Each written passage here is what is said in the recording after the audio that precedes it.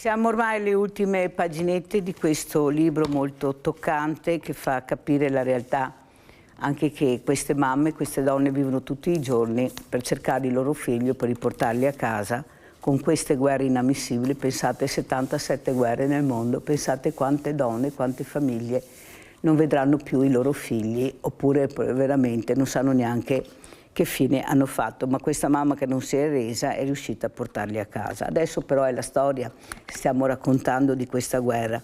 8 settembre 1943. L'armistizio di Cassabile è un atto della Seconda Guerra Mondiale, con il quale il 3 settembre 1943 l'Italia firmò la resa incondizionata agli alleati.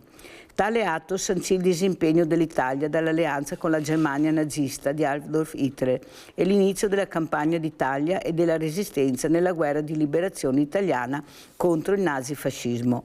La stipula ebbe luogo in Sicilia e il patto rimase segreto per 5 giorni, poiché una clausola prevedeva che entrasse in vigore dal momento del suo annuncio pubblico. Il pomeriggio dell'8 settembre 1943, alle ore 18:30 italiane, Radio Algeri trasmise il programma pronunciato in lingua inglese dal generale statunitense Eisenhower. Mi fermo qui perché sennò non riesco a parlare con gli ospiti, però voi capite un pezzetto a volta, che capite anche la storia di questa guerra che magari qualcuno non si ricorda o non lo sa, perciò è giusto sì leggere il libro, ma anche il perché di questo libro e cosa è nata da questa storia, cosa è nato. Ecco, è nato perciò questo libro che racconta cosa vuol dire una guerra, da chi è stata firmata, da chi è partito e da chi l'ha terminata. Detto questo, presento i graditissimi ospiti. Abbiamo in presenza Marco Torresan, Presidente Associazione Padova Incontinenti e Stomizzati. Grazie Marco. Grazie a te, sempre Mirella. sul pezzo Marco, ma soprattutto una persona, guardate, voi lo conoscete, è venuto diverse volte, che non smette mai di lottare anche per gli altri, per quelli che magari non riescono a far sentire la loro voce, perché Marco riesce a far sentire invece la sua voce. Come la fa sentire? E questo è molto importante per queste associazioni, per questi che una volta, e qualcuno anche adesso, come Chiari Rizzetti, che soffre di epilessia, chiamano i guerrieri invisibili. Esatto. Ecco, questi guerrieri non devono essere più invisibili, ma devono essere visibili, e questo avviene grazie alle associazioni di volontariato, grazie a loro. Saluto anche Francesco Momi, invece Francesco, presidente di un'associazione .mob, ma APS, ma spiegherà adesso perché è una cosa nuova. Secondo me è un'associazione che si rivolge prevalentemente al mondo giovanile per cercare di intrigarlo, ecco, e di riuscire anche poi ad arrivare all'obiettivo di quello che coinvolge in progetti importanti. Ecco, penso di aver detto tutto. Allora, Marco Torresan, intanto guardiamo la locandina di Marco Torresan, perché domenica ci sarà la camminata di Marco Torresan, importante, bellissima, eccola qua. Allora, Marco Torresan, cosa ci sarà domenica? Allora, domenica, visto che il tempo è bello e che abbiamo confermato prima, a Silea dalla centrale elettrica partirà una camminata di sensibilizzazione delle patologie croniche e dell'incontinenza. Abbiamo l'assessore Roma che verrà a inaugurare questa camminata, e anche la provincia di Treviso e varie amministrazioni pubbliche e molte associazioni del territorio, perché credo che la collaborazione, la coprogettazione con l'ente pubblico e le associazioni in queste camminate di sensibilizzazione è molto importante. Partiamo da Silea, dalla centrale elettrica, arriviamo fino a Casier. Ci sarà un nostro volontario che spiegherà i mestieri di una volta lungo il Sile, e speriamo di una buona partecipazione. Allora Marco, quanto è importante coinvolgere le persone, la società civile, le comunità, per far capire l'importanza anche di queste patologie, perché una volta si pensava incontinenti e stomizzati fossero solo i diversamente giovani, ecco, avevamo quell'idea là, se ne parlava quasi niente, pochissimo, come fosse una cosa da vergognarsi, mentre abbiamo sentito dalle associazioni, compresa quella di Marco Torresan, che parliamo anche di bambini piccoli, parliamo di ragazzi giovani. Ecco, cosa vuoi dire? Come mai finalmente sei riusciti a scalfire un po' questo tabù? Beh, prima cosa, le associazioni in cui io appartengo è formata da pazienti, è una cosa bellissima, e anche da medici, perché noi cerchiamo di collaborare con loro e più che altro farci conoscere nel territorio. Infatti la camminata, campagne sociali e banchetti informativi nei territori è molto importante, perché l'incontinenza fino a 10, 7, 8, 10 anni fa non sapevano neanche che c'erano gli ambulatori, gente ancora adesso non conosce che ci sono i presidi sanitari, non conosce l'iter burocratico dal medico di base al centro specializzato per la cura, e purtroppo i numeri sono ancora molto importanti. Di dichiarati in Veneto sono 44.000 persone che ne soffrono, però noi pensiamo che ci siano tantissime altre che ne soffrono.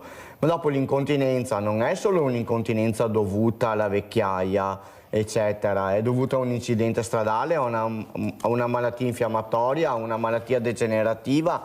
Dunque la nostra associazione o le associazioni in cui noi collaboriamo fa un unico compositore unico per tutelare e sensibilizzare la cittadinanza e l'ente pubblico che queste persone ne soffrono, e a volte ne soffrono molto in malo modo, perché c'è chi sta affrontando anche un tumore, la chemioterapia eccetera, che per via di tumori vescicali eccetera sono molto rinchiusi in casa perché hanno paura di uscire, chi perde i capelli, chi ha il pannolone, chi ha la stomia, si rinchiudono in casa, e noi vogliamo che queste persone, tutte quante, io in prima linea con anche i nostri volontari, siano sempre in piazza, anche se anche giorni fa un sindaco di una nota città ci ha battuto le porte in faccia dicendo no, non voglio, non posso fare i nomi perché non è giusto.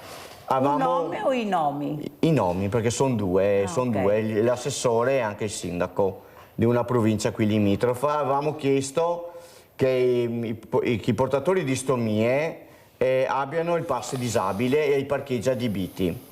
Loro ci hanno detto no, non mi interessa questa cosa qua, e noi qua non ci fermiamo perché dobbiamo arrivare a questa cosa qua, perché hanno detto che un portatore di stomie non è un disabile e non fa fatica a camminare, invece noi facciamo fatica a camminare quando il presidio è pieno, quando si sta staccando, e noi dove andiamo a parcheggiare, dove andiamo a cambiarci? E questo qui è un punto di domanda, e intanto cominciamo a fare queste cose. Il sindaco ci ha detto di no, però noi adesso venerdì prossimo depositiamo un'interrogazione in comune, come abbiamo depositato un'interrogazione in regione, e depositeremo un'interrogazione al Ministro della Disabilità e al Ministro della Salute. Mirella sarebbe curiosa di sapere i nomi di questi sindaci. Ma te lo dirò privatamente. Ecco, sapete, come una cosa di Marco, se fossi io la direi, però giustamente Marco vuole prima vedere come funziona, però io penso che sia utile anche capire perché, e anche per chiedere come mai hanno detto di no, perché si sente una campana ma sarebbe bello sentire anche l'altra campana, il motivo per cui Marco dice mi hanno detto di no perché a loro interessa, sarebbe bello sentire sapendo i nomi anche, però vedremo. Ma te lo dico privatamente. Va bene, allora sentiamo invece Francesco Momi. Francesco Momi, si presenti, Presidente. Salve a tutti, io sono il Presidente dell'Associazione Culturale .mob, è un'associazione di professionisti e giovani che crea progetti sul territorio legati alla comunicazione del valore d'impresa e all'orientamento professionale. Lo facciamo dal 2012 ormai in varie forme, una rassegna musicale che quest'anno è alla sua 14ª edizione, si chiama Gaia Jazz Musica Impresa, è una rassegna jazz internazionale, e il direttore artistico è Antonio Farò, che è un pianista di fama nazionale e internazionale, uno dei più quotati al mondo al momento.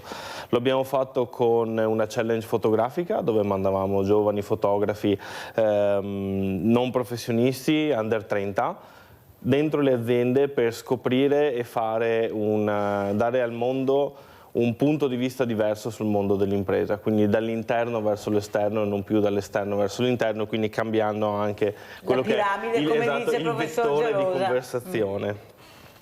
Facendo vedere non tanto la foto di prodotto ma piuttosto il processo, il fumo della macchina, le scintille della saldatrice, per far vedere quello che è veramente il lavoro di tutti i giorni. Da quest'anno, 2026, per il 2027 sarà la 3ª edizione invece di un progetto che si chiama D-Work Meet. È un progetto di orientamento professionale che coinvolge le aziende e i loro professionisti a contatto diretto con i giovani studenti delle scuole superiori del territorio. Allora, io ieri ho avuto proprio una scuola tecnico professionale Giorgi Fermi di Treviso, E devo dire la verità, come sempre mi capita quando ho questi ragazzi che intervisto, anzi direi che intervisto più loro che i loro insegnanti o presidi, perché anche ieri ho sentito dei ragazzi preparati, dei ragazzi che un progetto, se gli intriga, ci sono, però vogliono essere intrigati da un progetto, e soprattutto l'importanza di fare squadra, perché la squadra protegge anche in un momento dove tu devi cercare di realizzare chi sei. Sei un ricercatore, sei un meccanico, cosa sei?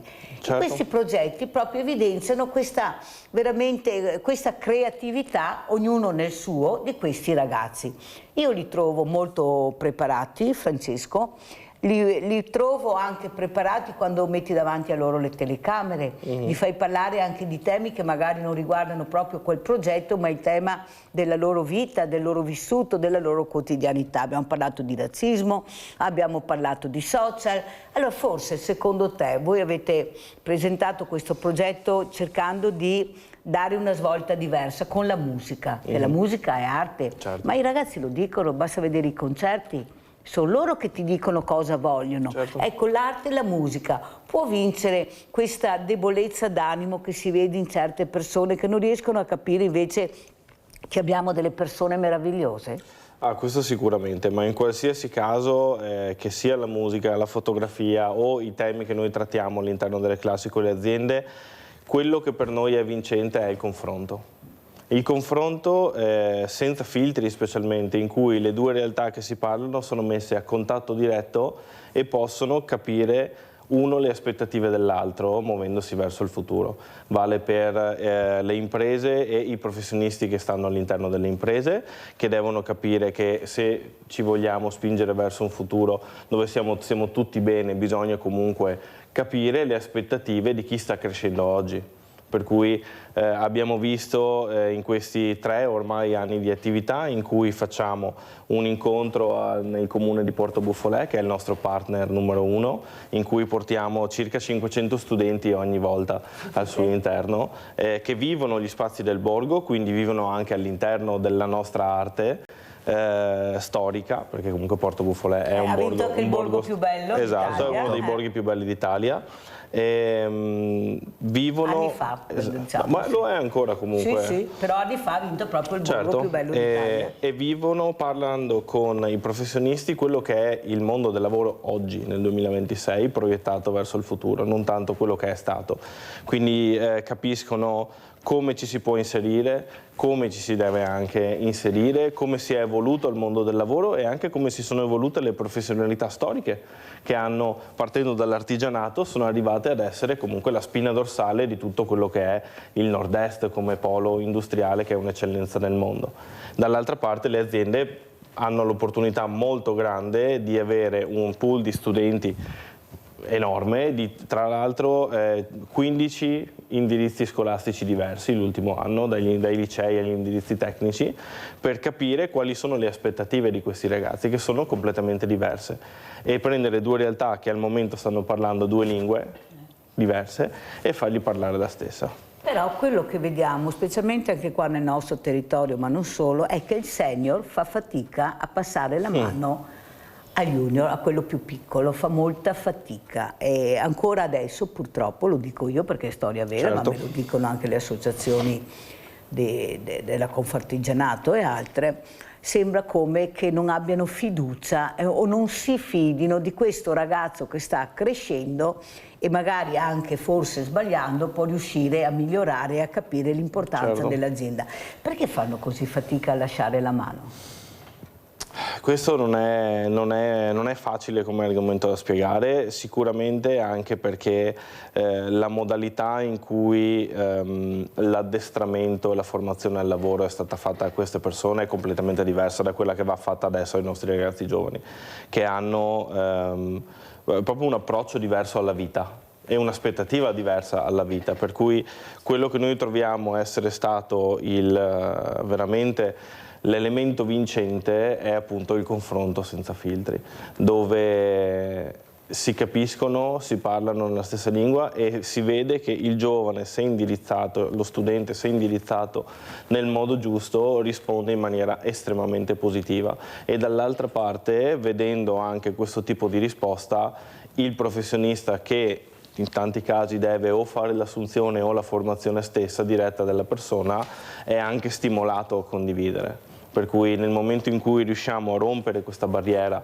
di non comunicazione e farli parlare direttamente, vediamo che questo problema comincia a risolversi in maniera molto positiva. Adesso vorrei una tua riflessione anche su quello che ti farò vedere, perché io sono rimasta sconcertata. Io ho un banco solidale, ho tantissimi paesi, perciò persone molto diverse, culture diverse che lo frequentano, però devo dire la verità, nel momento che tu fai integrazione, ecco, vedi solo una cosa molto importante, che è la cultura che loro un po' alla volta riescono a entrare nel tuo modo di vivere, lasciando libertà al suo, però rispettando le regole del nostro modo di vivere. Andiamo a vedere questo sgombero allora al Parco del Negro.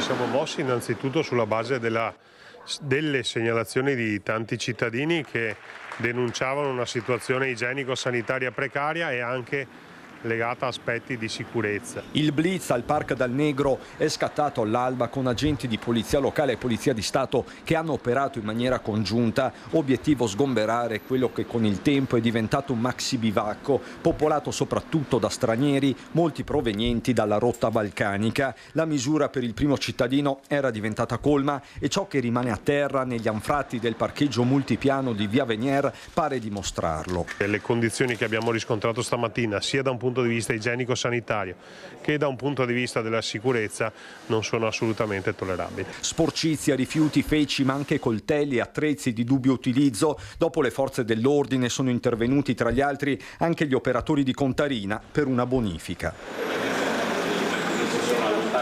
Quante persone in media alloggiavano? In circa ne abbiamo contato una cinquantina, sessantina. Poi di preciso non ho idea.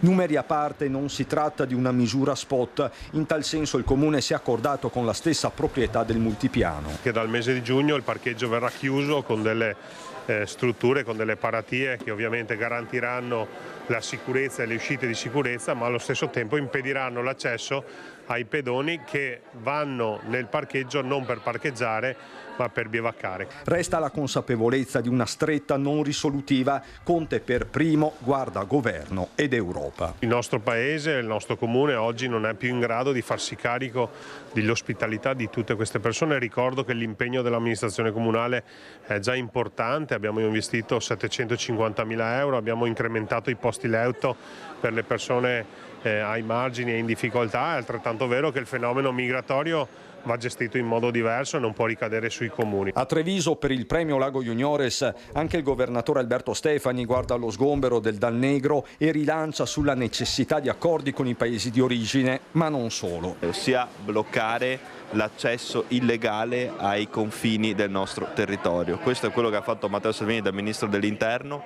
l'ha fatto con coraggio prendendosi 2 processi e credo che questa sia l'unica soluzione. Abbiamo dimostrato che volere è potere e che si può fare, quindi il sindaco ha fatto il suo dovere e le istituzioni sono al suo fianco.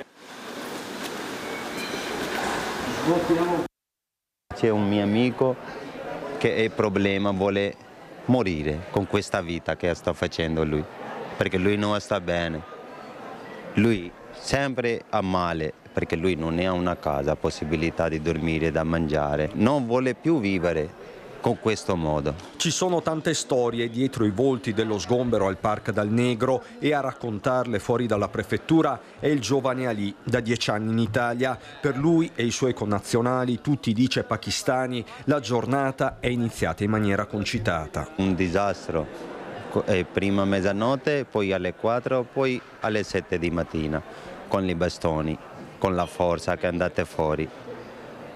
Siamo usciti da là, hanno buttate via le coperte, tutto quanto. Alcuni regolari, altri no, tutti chiedono di uscire da una condizione di invisibilità, un limbo estenuante di burocrazia. A lì si rivolge al sindaco. Mario Conte, per favore aiuta quelli poverini che vivono da un anno in strada. Mai vedo così le persone, non mi piace così. Chi vuole lavorare non lo danno la possibilità che vai a lavorare.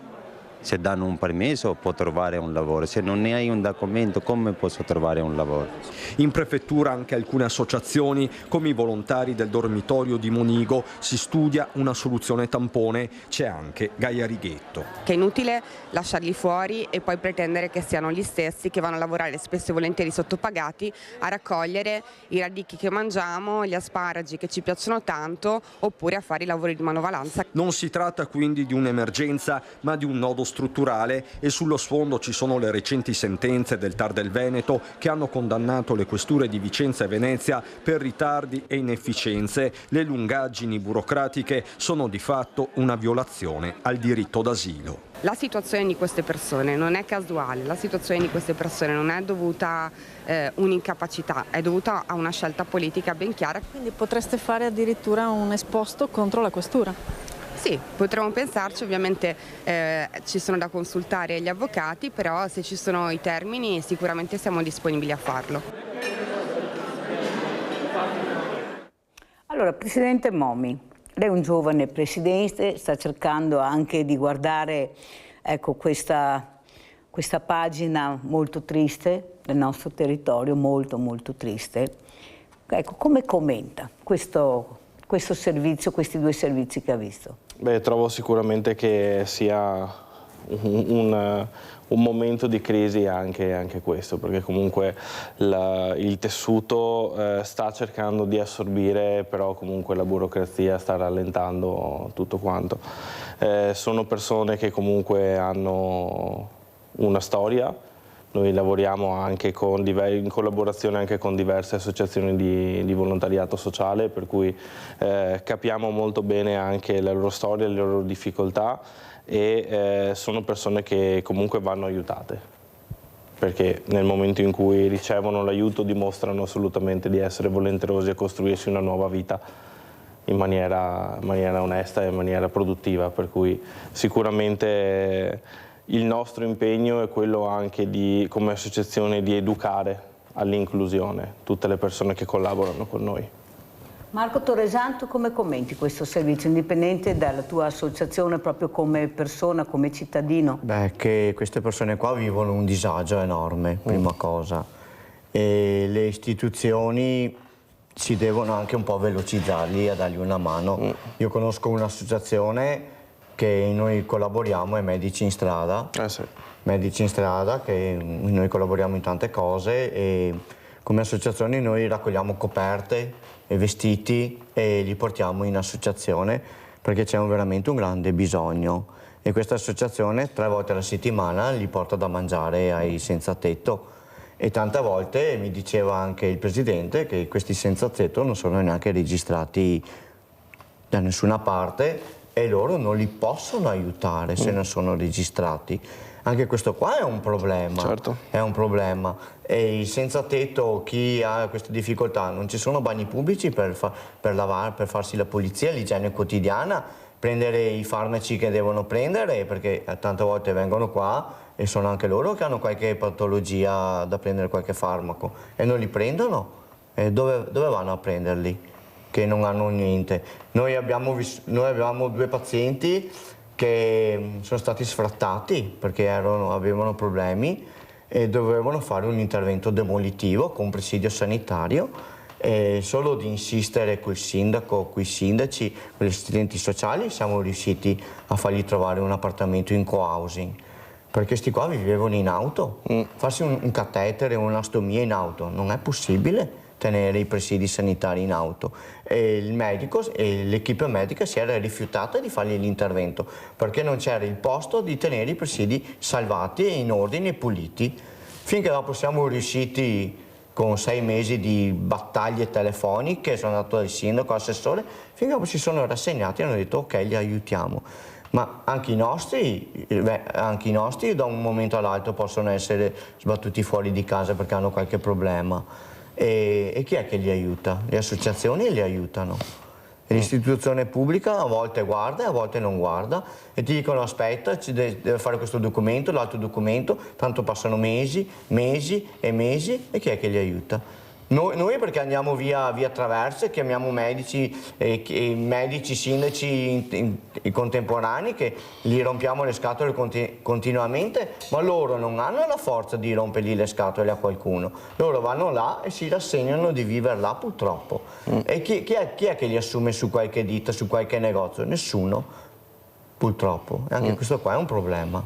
Allora, quello che ho sentito però mi lascia molto amareggiata, nel senso che questo uomo che è stato intervistato ha detto noi vogliamo lavorare. Qual è? Allora, si sente tutti i giorni che mancano persone, tutti quanti tu rappresenti le aziende, certo, perciò meglio di te, che manca personale. Allora, queste persone, e ve lo dice Mirella, sanno lavorare. Bisogna vedere che lavori sanno fare, certo, e con quali mezzi loro sono abituati a lavorare, però sanno lavorare. Non sarebbe il caso, dico io, invece di vederli per strada così, come dice giustamente, ti ringrazio Marco Toresan, non ci sono bagni pubblici. Dove certo vado io? Vado all'interno dei bar? Anche no, perché ti devono dare la chiave molte volte perché i bagni sono chiusi, perciò se io non ti do la chiave... Dove devono andare a lavarsi? Lungo il Sile, sui fossi, non so dove. Ma soprattutto quello che manca è che passa questo messaggio come che non ci fosse la possibilità di aiutarli. Allora, primo, io non so te Marco, o tu, siete mai stati interpellati se avete voglia di dire qualcosa, di fare qualcosa per cercare di fare squadra e di aiutare queste persone? Ma sicuramente. No, sì o no? Sì, sì. Assolutamente, noi come persone specialmente noi ci impegniamo anche nel volontariato sociale. Ma sei stato chiamato da qualcuno per vedere se puoi dare un contributo? Ah no, questo no. Marco? No. Io? Neanche. Allora io mi domando, tutte quei caseggiati che abbiamo all'interno delle chiese, visto che non ci sono più preti, non ci sono più suore, perché come mai queste suore che erano state mandate via o erano scappate da quel convento hanno trovato subito una villa a disposizione dove loro sono potute andare tranquillamente e crearsi la loro dignità da un'altra parte? Come mai non si trova mai niente per queste persone? Ma le avete contate? Allora, quanti comuni siamo in provincia? 56. Allora, volete dirmi... E ogni comune mi sembra che abbia una chiesa, più chiese, più oratori, sì, che adesso sono certo, chiusi. Volete dirmi che prenderne 2-3 ogni comune, 2-3, no 30, e inserirli in un contesto anche ecclesiastico, magari, perché no? Magari loro sono anche molto di fede, o musulmana, o cattolica, o cristiana, ma non riusciamo a non vedere queste schifezze. Ma perché dobbiamo sempre vedere e dare la colpa a queste persone che avete visto, che sporcano, che danneggiano, che non hanno voglia di fare niente, quando loro dicono ma cosa faccio, dove vado? L'ha detto anche Marco. Certo. Tu da giovane imprenditore, tu che stai cercando invece di dare una svolta anche... Non è che siamo veramente con una voglia di disprezzo verso il prossimo che è inaudita ormai, ma perché dobbiamo vedere queste scene davanti alla prefettura? Cioè avete visto eserciti di persone? No, ma avete visto eserciti? Non volete mica dirmi che in tutto il territorio non riusciamo a mettere 2-3 persone, vediamo chi le accoglie, chi non le accoglie, le associazioni che possono dare una mano, compreso Marco, l'ha detto lui, ma non mi ha chiesto niente nessuno, eppure faccio parte... Perché? Perché ci sono solo le 3-4 note e basta. Tutto il resto non esiste, o sbaglio? No, beh, sono d'accordo che assolutamente come comunità bisogna fare qualcosa perché è comunque una realtà ormai consolidata in questo territorio. Non puoi mandarli via perché sono qua. Dall'altra parte è difficile inserirli all'interno del mondo del lavoro perché comunque c'è un iter burocratico che è estremamente lungo e specialmente chi magari ha anche diritto a un letto nel momento in cui trova lavoro viene messo fuori dalla porta. e quindi c'è una crisi anche da quel punto di vista. Un commento che posso fare è che noi non più tardi di 50-60 anni fa come veneti eravamo nella stessa loro situazione, solo in un altro continente. Per cui siamo un popolo che più di tanti altri ha vissuto anche la migrazione, per cui trovo che forse un po' più di sensibilità da questo punto di vista nell'integrazione, neanche nel capire la storia di queste persone, perché basta ascoltarli.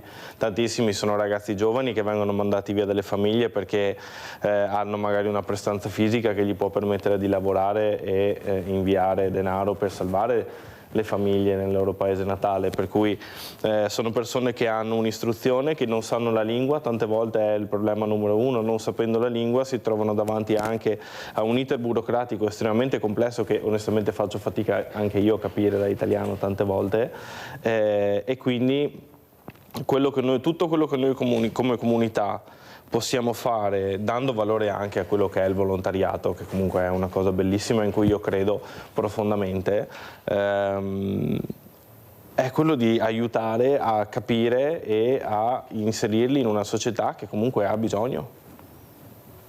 Io veramente non riesco a capire perché si continua, poi vedessimo città intere, cioè piazze strapiene, ma ogni volta vediamo cosa hanno detto 70, 80, metti anche 100. Certo. 100 diviso 10 cosa fa? 10. Allora, 100 diviso 20? Quanti comuni hai detto che siamo? Ah, sono 56. È possibile che non riusciamo. Marco Torresan, tu che invece vedi la fragilità in maniera diversa, come hai detto fai parte di associazioni, cerchi di portare il tuo contributo.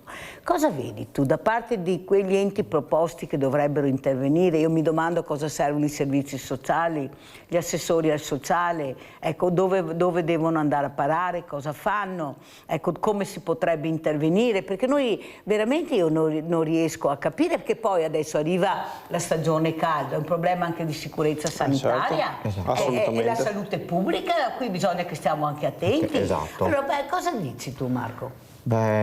Prima cosa, le associazioni non possono avere i nominativi di queste persone che vivono per strada.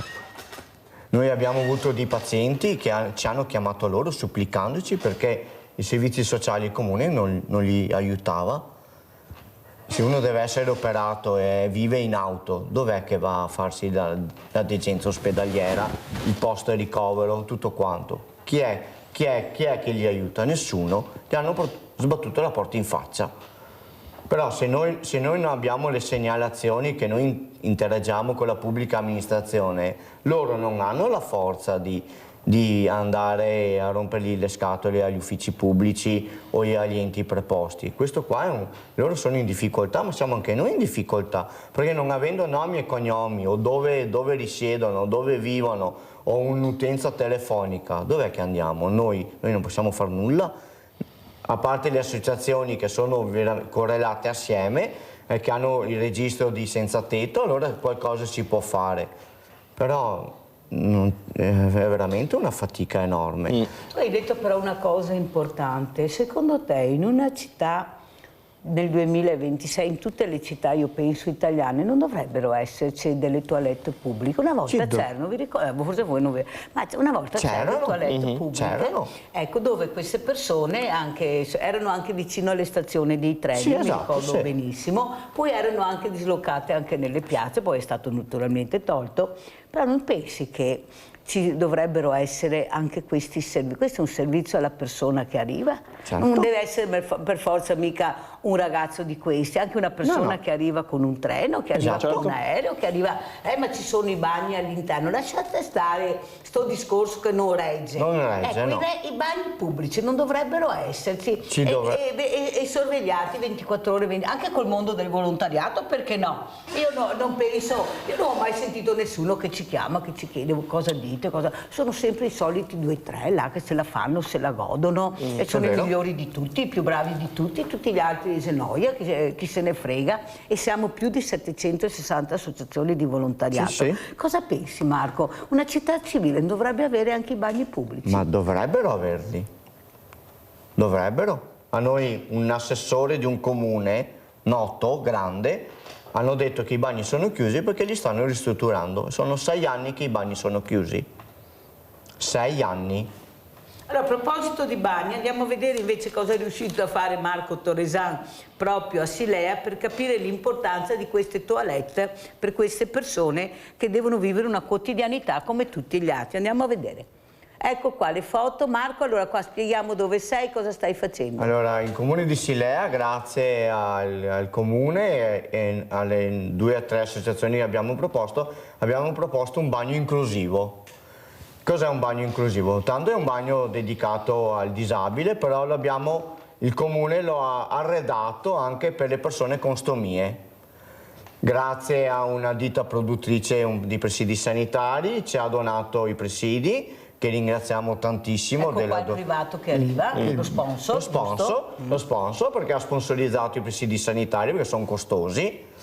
E questa proposta, siamo partiti da Silea, e adesso con la Regione Veneto la vorremmo portare in tutte le amministrazioni pubbliche, ma non solo in amministrazioni pubbliche, anche alle palestre pubbliche e anche alle città, perché noi che siamo portatori di stomie, cioè noi il primo bagno serve assolutamente, e vorremmo, come ha fatto il comune di Silea, affiggere al di fuori dell'edificio questo adesivo che segna che anche noi possiamo entrare in questa toilette, perché è arredata per le persone che hanno questo nostro problema. Abbiamo Nadia proprio da Silea a Treviso, perché sono la casa in 2, perciò Nadia, Silea, Treviso, Treviso, Silea. Ciao Nadia!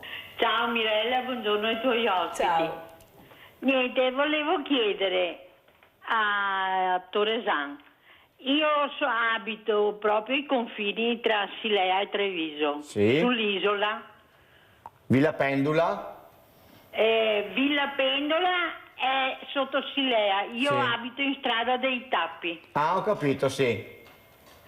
Comunque, volevo chiedere, ma quei servizi che hanno fatto nella casetta vicino alla centrale funzionano o no? Allora, vengono aperti a maggio. Arrivederci e buona giornata. Ciao Nadia cara. Allora, l'assessore mi ha detto che vengono aperti a maggio.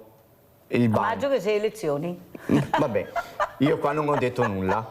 Però per la camminata che abbiamo domenica mi hanno concesso la toilette, che io dopo vado a pulire e disinfettare perché non so in che condizioni è. Questo è un altro discorso. È un altro discorso, però l'assessore mi ha detto che da maggio i bagni vengono aperti. Ed è molto importante. Ed è molto importante, non solo per noi, ma tutta per la cittadinanza, i turisti che passano lungo il Sile. Questo servizio è importante.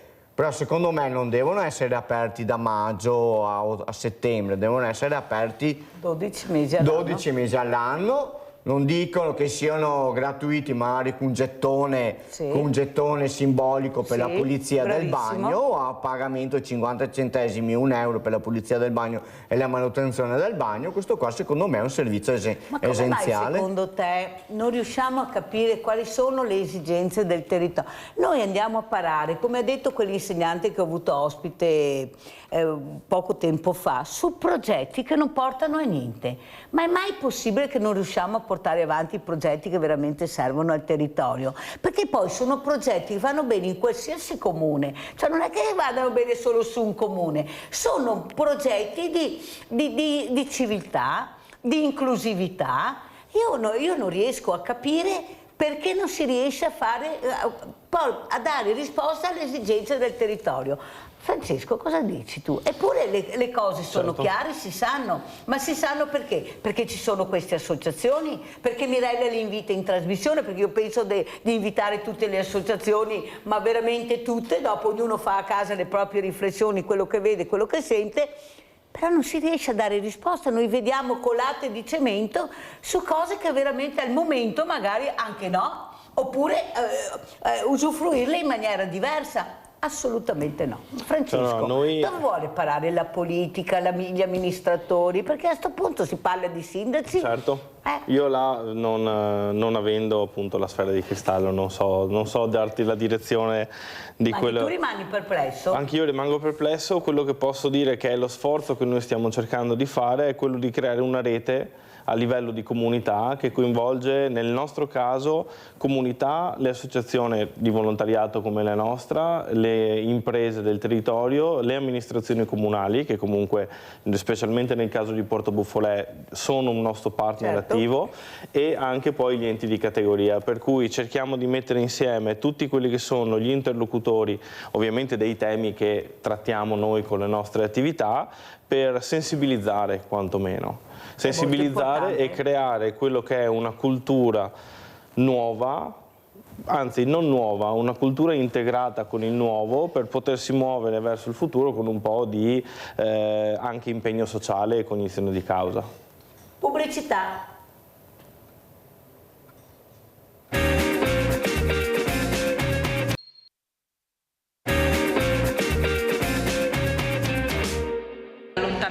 Semplice dal Parco del Negro, senza una reale presa in carico e senza una soluzione alternativa, non può essere considerata una soluzione sufficiente. Il problema è strutturale, quindi occorrerà al più presto che si convochi un tavolo istituzionale che coinvolga la prefettura, il comune, l'ULSS e il terzo settore, che dia seguito al grande lavoro fatto dal tessuto sociale cittadino di Treviso in questi mesi e che possa una volta per tutte porre fine a questo problema. Una risposta di territorio a un problema strutturale, a invocarla dopo lo sgombero del Parco del Negro è il Partito Democratico con la deputata Rachele Scarpa, che ricorda come buona parte di migranti allontanati dalle forze di polizia siano richiedenti asilo in attesa di risposta, non un dettaglio anche per la lista civica di Giorgio Denardi. È uno status di cui dobbiamo ricordarci perché prevede dei diritti all'accoglienza, alla protezione, all'assistenza sanitaria e prevede anche dei vincoli come l'impossibilità di lavorare per i primi 60 giorni dalla presentazione della propria richiesta di asilo.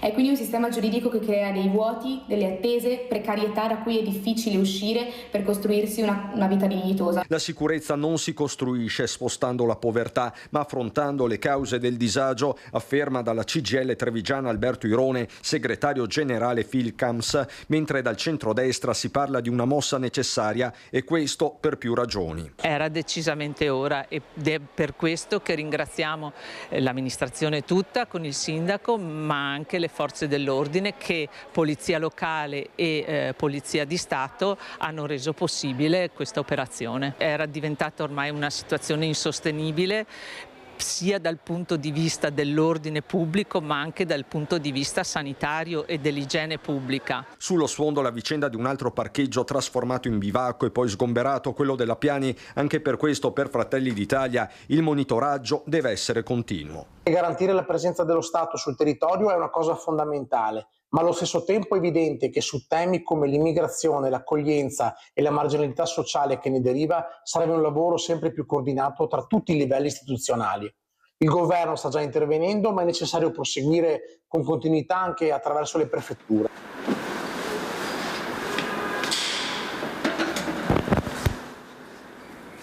Presidente Momi, allora come commentiamo questo servizio, queste voci della politica nostra, cittadina, in merito a questo sgombero? Io trovo che le difficoltà burocratiche sono sempre tante, sicuramente non si possono risolvere domani. Attendendo tavoli istituzionali eccetera, è la comunità e il valore del volontariato è molto importante in questo momento per ritrovare anche il fatto di essere una comunità. Molto chiaro, e ringraziamo il Presidente Francesco Momi per queste parole, un ragazzo giovane che crede anche nel futuro di altri ragazzi giovani come lui, perché tutti abbiamo diritto di tentare di fare una vita dignitosa. Ecco, io penso che questo sia un diritto di chiunque. Allora, invece adesso andiamo a vedere questa foto raduno di Marco Torresan. Appunto abbiamo sentito, poi rivedremo la locandina di domenica, ma soprattutto l'importanza di essere vicino alla comunità. Qui dove siamo, Marco? Qui siamo al Pordenone, a una fiera della disabilità, e abbiamo incontrato il ministro Locatelli, in cui gli abbiamo presentato il libro nostro quella volta. E come ministro lo vedo molto sensibile alla tematica della disabilità, in cui noi gli abbiamo proposto delle cose che adesso un po' alla volta elaboreremo con lei, con la Ministra. Qui siamo a Casier, siamo arrivati a Casier l'anno scorso con la marcia e avevamo fatto il brindisi con tutti i partecipanti alla camminata. Vediamo se c'è un'altra foto, se no mettiamo la locandina, ecco qua. Questa è sempre la foto? Sì, sempre qui in piazza Casier che eravamo tutti arrivati. Alla fine di queste camminate cosa dicono quelli che partecipano? Soprattutto ecco, l'importanza di fare inclusione, di sentirsi che non sei solo. Io ad esempio ieri con i ragazzi ho sentito che hanno detto io sono molto contento quando vado a scuola perché so che c'è qualcuno che mi aspetta e non mi sento solo, mi sento protetto. Ecco, queste camminate proteggono, ti fanno sentire che non sei solo, che hai qualcuno a cui rivolgerti. Quanto importanti sono queste camminate o queste passeggiate? Queste passeggiate sono importantissime perché tanto ci sono più associazioni assieme, c'è quella dell'Alzheimer, quelle altre cose, in cui ognuno ha il suo problema di salute, però tutti assieme siamo tutti un'unica persona uguale, perché chi è più ammalato o meno ammalato, qui si sta in compagnia, si vive una giornata all'aria aperta e non si pensa a tutte le magagne che abbiamo per la testa. È tutto gratuito? Tutto gratuito, sì, o a un'offerta sostenibile per le spese vive. La cosa è gratuita, non sei obbligato. Esatto. Che prima si parlava di cooperative, dovevano trovare questi ragazzi anche per dormire, se devi pagare 25 euro al giorno e non lavori, dove vai? Esatto, e con queste giornate fai sensibilizzazione tra di noi, ci conosciamo tra di noi, conosciamo le varie associazioni che partecipano, perché magari ti vedi 2 volte all'anno o 3 volte all'anno, non ti vedi di più. E anche una cosa importante, fare rete con tutte le associazioni, perché adesso ce l'impone anche adesso con le spese vive che hanno le associazioni e i problemi burocratici. Più associazioni siamo, più rete facciamo e più quando chiediamo possiamo alzare la voce, perché adesso le associazioni non sono più nascoste, sono in prima linea con il terzo settore, con il mondo del sociosanitario, con gli enti preposti, perché vogliamo che la pubblica amministrazione venga a sapere dei problemi e li devono in qualche modo risolvere. O assieme li risolviamo assieme, collaborando assieme in progetti. Allora sentiamo anche Francesco Momi, presidente DotMob, appunto questa associazione che ha spiegato l'importanza anche di arrivare, di intrigare i giovani, perché là è il futuro dove dovremo andare a parare. Come concludiamo questo incontro che abbiamo fatto questa mattina? Prego, io Presidente. mi aggancio al commento che ha appena fatto il signor Torresan dell'importanza di fare rete. Noi tra l'altro abbiamo avuto anche una breve collaborazione facendo un corso, una presenza a un corso universitario di un master di Ca' Foscari, parlando appunto di come più che mai le associazioni, specialmente nel volontariato sociale ma anche in quello culturale, stiano assumendo un ruolo molto importante nell'assistere la pubblica amministrazione, perché sempre di più si prendono carico della gestione di situazioni che prima andavano a caricare gli enti pubblici e che rimanevano nell'aria, non venivano mai risolte, per cui dal punto di vista sociale, con tutte le associazioni come la sua che aiutano le persone che hanno bisogno, dall'altra parte anche dal punto di vista culturale, nella gestione anche e il mantenimento di tutti i nostri grandi siti storici di cui l'Italia è completamente piena e che rappresentano la nostra storia, che è importantissima da conservare, per cui è sempre importante anche sensibilizzare la comunità, perché il volontariato richiede delle specializzazioni sempre più alte, sia dal punto di vista burocratico ma anche proprio a livello gestionale, specialmente se ci si interfaccia con situazioni appunto di sfondo medico e sociale. Quindi quello che posso dire è che il volontariato è una cosa bellissima, più giovani siamo a farlo, più riusciamo a tenerlo vivo, perché anche le associazioni di volontariato sono in crisi, non solo le aziende, più riusciamo anche a dare una mano a questa comunità che ne ha assolutamente bisogno. Presidente, cos'è che la preoccupa di più in questo momento di transizione? Qui c'è un cambiamento epocale, una transizione culturale, siamo là veramente in un limbo un po' particolare. La mancanza di voler comunicare e conoscere.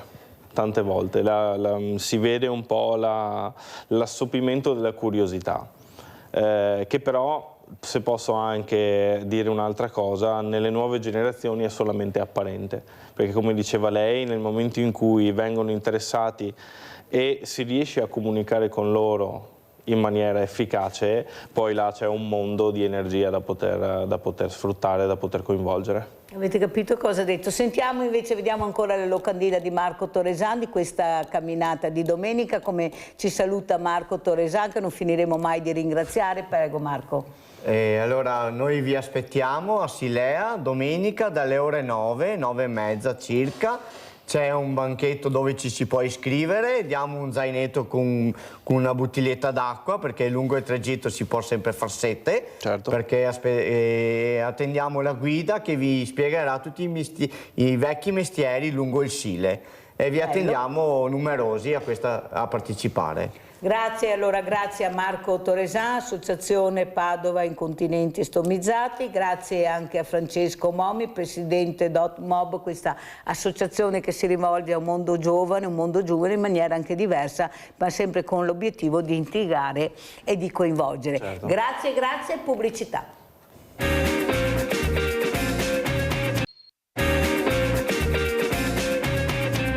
Presento altri due graditissimi ospiti. Abbiamo in presenza Paolo Galeano, consigliere regionale del PD, già sindaco di Preganziol. Buongiorno. Buongiorno, saluto anche Mario Daniele Citron, presidente Consorzio Veneto Garanzie. Buongiorno Presidente, grazie di essere qui, perché io vorrei rimandare questa immagine, questo video, per capire cosa si può fare per aiutare queste persone, ma per aiutare la comunità a non vedere queste schifezze. Stiamo parlando anche di salute pubblica. Andiamo a vedere l'intervista a questi ragazzi fuori dalla prefettura di Treviso.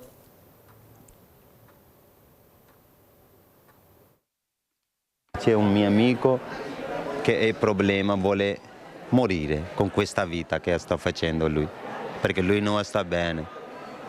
Lui sempre ha male, perché lui non ha una casa, possibilità di dormire, da mangiare, non vuole più vivere con questo modo. Ci sono tante storie dietro i volti dello sgombero al Parc dal Negro e a raccontarle fuori dalla prefettura è il giovane Ali, da 10 anni in Italia. Per lui e i suoi connazionali, tutti dice pakistani, la giornata è iniziata in maniera concitata. Un disastro, prima mezzanotte, poi alle 4, poi alle 7 di mattina, con i bastoni, con la forza che andate fuori.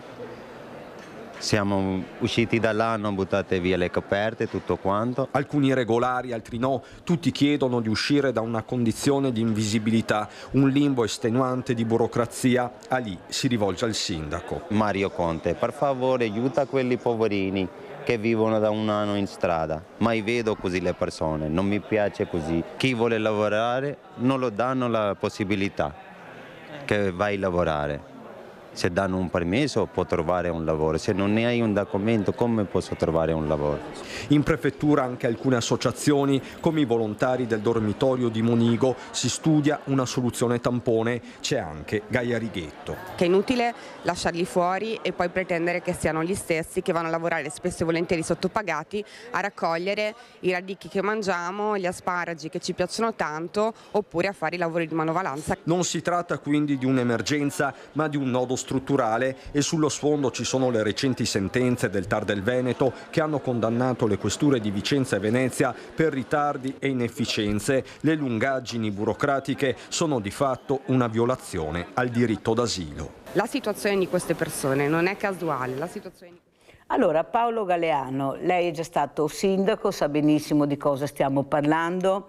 Noi abbiamo edifici completamente chiusi da anni, dove io penso che tutti gli amministratori avrebbero dovuto concentrarsi su questi edifici per vedere quali si potevano ristrutturare, quali potevano essere veramente utili per loro. invece di creare delle mega strutture con dei costi veramente impressionanti, e noi abbiamo queste realtà. Allora prima si parlava con Marco Torresan, il problema è di dire anche di avere dei bagni pubblici, delle toilette per inclusione, e soprattutto poi arrivano anche gli sponsor, che sono sempre privati, che aiutano gli amministratori a riuscire a far capire cosa vuol dire essere civili anche in un paese, in una città. Ecco, queste persone che lei ha visto, mi sembra che non siano migliaia e migliaia di persone. Possibile che non si riesca, e poi lo chiederò anche al Presidente Daniele Citron, a trovare delle soluzioni, perché non è che questi li puoi buttare da un'altra parte o mandare chissà dove, li hai qua nel nostro territorio. Allora, come fare per cercare di non vedere queste schifezze che fanno inorridire? Io inorridisco a vedere certe cose. I partiti, dove sono i partiti, la politica che dovrebbe dare risposte? Le cooperative sono pagate? Le cooperative devono dare risposte su queste realtà, perché abbiamo tutta una cooperativa adesso, sono solo cooperative, con fior di soldi che girano. Com'è la situazione? Andate a vedere, controllate, cosa sta succedendo? Beh, intanto buongiorno Mirella, grazie per l'invito. Allora, io ho avuto la fortuna in questo senso di fare sia l'amministratore per 10 anni e di arrivare anche dal mondo della cooperazione, dove facevo responsabile insomma di alcuni settori, verde pubblico, un po' di cosette. Ne ho viste un pochine da un fronte e dall'altro. Uno, allora, nel caso del Park del Negro sgomberato, quindi andando a bomba sul caso che viene presentato, vedo un numero contenuto di persone, nel senso che se uno può anche porsi il tema del decoro dell'area, è chiaro che in questo caso non si può pensare solo allo spostamento del problema altrove, cioè pensando alla pulizia e all'ordine del parcheggio, ma poi a disinteressarsi di quello che è l'esito insomma di quelle 20-30 vite di cui stiamo parlando. Quindi in questo caso qui che si intervenga pure con una messa in ordine dell'area, ma non si può non pensare a quella che è la sorte immediata di queste persone. Io penso che essendo in un numero, ripeto, contenuto, le strutture e le forze ci siano per dare delle risposte. Ripeto, siamo 94 comuni all'interno della provincia, 30 persone non sono un problema.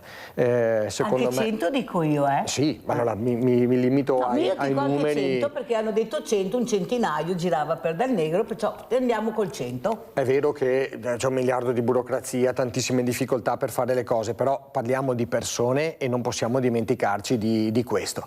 Perché io mi ricordo tempo addietro, quando erano stati fatti vedere dei servizi o dei volontari erano andati insomma a intervistare e a conoscere le situazioni puntuali di queste persone, c'era di tutto e di più. Nel senso, ci sono persone anche regolari che hanno un lavoro ma che non riescono a trovare un alloggio.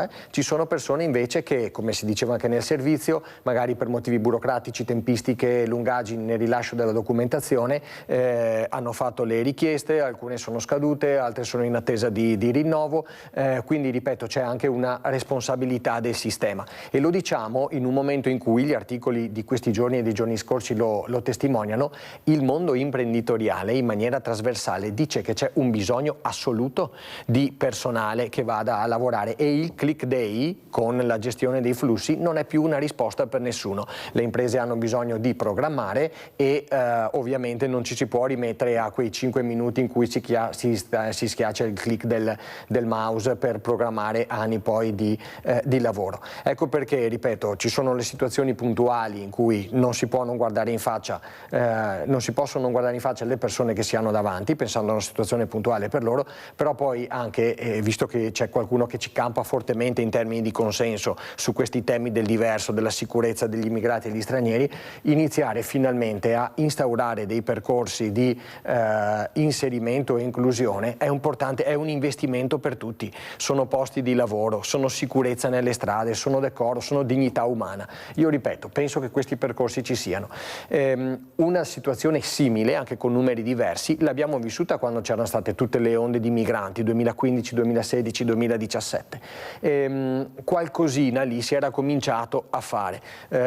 Ho torto collo per qualcuno in maniera maniera convinta per altri, però qualcosina si era cominciato a fare, si parlava dell'accoglienza diffusa, ricordate? Tot immigranti ogni 1000 abitanti, tutte queste cose qua. Erano percorsi che c'erano stati. Poi un colpo di spugna con i decreti Salvini, poi non è solo questa la responsabilità, ce ne sono tante, ci mancherebbe, però ha smantellato da un giorno all'altro questi sistemi di ramificazione dell'accoglienza sul territorio. La caserma Serena, per esempio, sul nostro territorio è tornato ad essere di fatto l'unico hub insieme a Oderzo e pochi altri per accogliere queste situazioni, e anche il terzo settore, che si era impegnato, aveva investito risorse, da un giorno all'altro si trova con una normativa totalmente cambiata, ha detto vabbè, cosa faccio io? Comincio a investire, dopo un giorno mi trovo una normativa totalmente diversa che mi manda a monte tutti quanti i piani imprenditoriali e cose varie. Ecco, ripeto, se su questo riuscissimo a mettere da parte un po' il consenso, a fare delle politiche un po' di lungimiranza, penso che le cose potrebbero andare realmente in maniera diversa. Però è la politica che deve battere un conto. Qui stiamo parlando di igiene, di salute pubblica, stiamo parlando di persone umane. Ecco, non dimentichiamo mai le parole sia di Papa Francesco che di Papa Leone XIV, che sono rivolte con la parola misericordia. Perciò noi dobbiamo ricordarci di questo. Allora, Presidente Citron, quello che veramente traspare, lei voleva un suo giudizio come uomo, però parleremo anche di quello che si occupa, che è molto importante. Però, Presidente, vedendo queste immagini, sentendo anche quello che ha bisogno la società, vedendo queste persone che dicono io vorrei lavorare, io capisco che magari non hanno le attrezzature, gli strumenti che abbiamo noi, ma sanno lavorare, forse sanno lavorare meglio di qualcun altro perché sono abituati a lavorare con delle cose molto particolari, dico io senza fare i nomi. Da piccoli, quando hanno 3 anni, li vedi che hai spade grandi così che... Presidente, cosa le viene in mente vedendo questo, visto ancora il benessere che abbiamo nel nostro territorio grazie al mondo del volontariato, questo lo dico io, siamo tantissimi, però nessuno ci chiama, nessuno ci chiede, sono i soliti 3-4 nomi che riescono a sedersi ai tavoli, caro Paolo Galeano, a questi tavoli importanti, tutto il resto è noia per qualcuno, non esistono. Non le sembra che invece bisogna battere un pugno, visto anche proprio la sofferenza di questi imprenditori che hanno bisogno di manodopera, e questi ragazzi dicono noi vogliamo lavorare, io non ho sentito voglio stare su un letto, voglio distendermi, vogliono lavorare. Cosa vede lei, Presidente? Anche lei non è più, è diversamente giovane, ecco, ha un passato, un vissuto. Cosa dice a questi ragazzi, proprio come Citron, come uomo che ascolta queste parole? Voglio morire, non voglio più vivere così, prego. Sì, buongiorno anche da parte mia e grazie naturalmente dell'invito per la partecipazione al suo programma. È chiaro che insomma per quel che si vede, quello che si sente e anche le immagini che abbiamo appena visto sono immagini che fanno male a tutti, perché insomma come persone è chiaro che certe situazioni vorremmo risolverle in 448. È chiaro che non è così semplice, perché lei ha fatto riferimento al mondo delle imprese. Io sono presidente di un consorzio di garanzia che dà garanzie a favore delle piccole imprese, facciamo mutualità anche se siamo vigilati da Banca d'Italia, e naturalmente siamo al fianco delle imprese quando devono andare in banca e richiedere finanziamenti o convenzioni o cose di questo tipo. Però facendo riferimento a quello che diceva lei, perché tutte le imprese che noi abbiamo circa 15.000 associati, in provincia di Treviso 12.000 circa, e è chiaro che le imprese soffrono di carenza di manodopera e quant'altro, perciò sono tutte affamate di personale. Però secondo me devono essere rivisti anche gli aspetti contrattuali, perché se la piccola impresa si è sempre salvata per rispetto della flessibilità che ha nel risolvere o nel adeguarsi ai vari mercati, anche a mio avviso il mondo del lavoro, al di là che sappiano fare poco o niente o quello che è, ma la formazione naturalmente è importante, anche l'aspetto contrattualistico e l'assunzione di determinate persone, secondo me, devono essere rivisti certi canoni, perché non possono più andare bene quelle che oggi sono in essere, perché appunto, come dicevo prima, la flessibilità è la parola, ma non dico la parola magica, ma quello che la piccola impresa deve avere per adeguarsi ai mercati e alle esigenze naturalmente del momento, insomma, ecco. Tra l'altro siamo in un momento particolare, sì, di carenza di manodopera, ma che tutti soffriamo perché ci sono i problemi energetici e quant'altro, insomma, e di conseguenza anche dei mercati che stanno un po' tutti soffrendo, e in particolare anche la piccola impresa. Certo che sono problemi che non vorremmo mai vedere queste robe qua, però a Treviso, lei ha fatto riferimento al Parco Dal Negro, sono 100 persone, ma ogni comune ha le sue, perché io sono di San Polo di Piave, ma qua a Oderzo abbiamo le caserme che sono piene di queste purtroppo persone che e sono casi che fanno male, perché naturalmente se guardiamo a tutto il territorio del Veneto, lei faceva prima territorio ricco e quant'altro, certo abbiamo anche molto volontariato e meno male che c'è, perché sennò i problemi sarebbero assolutamente maggiori, però i numeri sono molti, perché come dicevo prima il centro sono solo il Parco Dal Negro, ma se guardiamo un po' tutta la provincia o la regione è chiaro che i numeri diventano molto di più, e risolvere questi problemi non è facile perché il problema del lavoro siamo d'accordo, ma il problema casa è un altro grande problema, perché naturalmente se non riusciamo a trovare sistemi o modi di poter alloggiare queste persone, e naturalmente accompagnate appunto anche dal posto di lavoro, è chiaro che è difficile risolvere questi problemi. Allora, io sono invece dell'idea, Presidente, che bisognerebbe fare un passo alla volta. Allora, lei ha detto ogni comune ha i suoi problemi, perfetto, sono perfettamente d'accordo con lei. Ogni comune ha i suoi numeri, perfetto, sono perfettamente d'accordo con lei. Allora guardiamo i numeri di ogni comune e in questo comune cosa c'è e chi può aiutare questo amministratore a risolvere quel problema. Non vorrà mica dirmi, Presidente, io vivo a Treviso, che a Treviso non abbiamo la possibilità di aiutare. Cosa abbiamo visto? 100 persone? Io ne ho visto 100 al Parco Dal Negro. Io parlo di Treviso adesso. Allora abbiamo le cooperative, abbiamo le associazioni di volontariato, abbiamo i preti e le suore con delle strutture veramente che sono agibili, perché io ci vado, Presidente, hanno celle con bagni, i preti non sono più suore neanche, dentro che c'è un prete, se te ne trovi due sei già fortunata, una suora se ne trovi due sono già fortunate. Il mio problema è, Presidente, che qualcuno non vuole unire le forze. Allora, finché noi continueremo sempre a dire ma manca, è la burocrazia, i soldi, la casa, il lavoro, non andiamo da nessuna parte. Intanto che capiamo chi sono queste 100 persone, ognuno chi è, cosa sa fare e cosa vorrebbe, come vorrebbe vivere in questo territorio, e vedere chi può assumere. Perché vede, io vado a Valdobbiadene ad esempio e parlo con le aziende che producono vino e sa cosa mi dicono? Ma mandateceli, ma non li abbiamo, nessuno, perché? Perché mancano i documenti. Adesso hanno inventato i colori, se non hai quel colore, caro Presidente, non te va da nessuna parte, devi aspettare il colore giusto per riuscire a lavorare. Allora Paolo Galeano, non sembra sia il momento invece di dire cominciamo a sederci attorno a un tavolo tutti assieme e vedere chi fa cosa e come può aiutare? Perché noi abbiamo i banchi alimentari, che abbiamo cose da mangiare, da vestire, abbiamo di tutto e di più. Io non vedo che arriva nessuno dai servizi sociali con queste persone, dire avete le scarpe, avete quello che serve. Mai. Perché girano solo i soliti noti, il re, la regina e i 2 o 3 principini.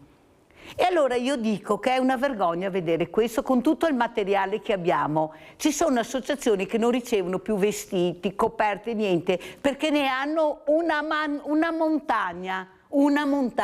E noi vediamo queste situazioni?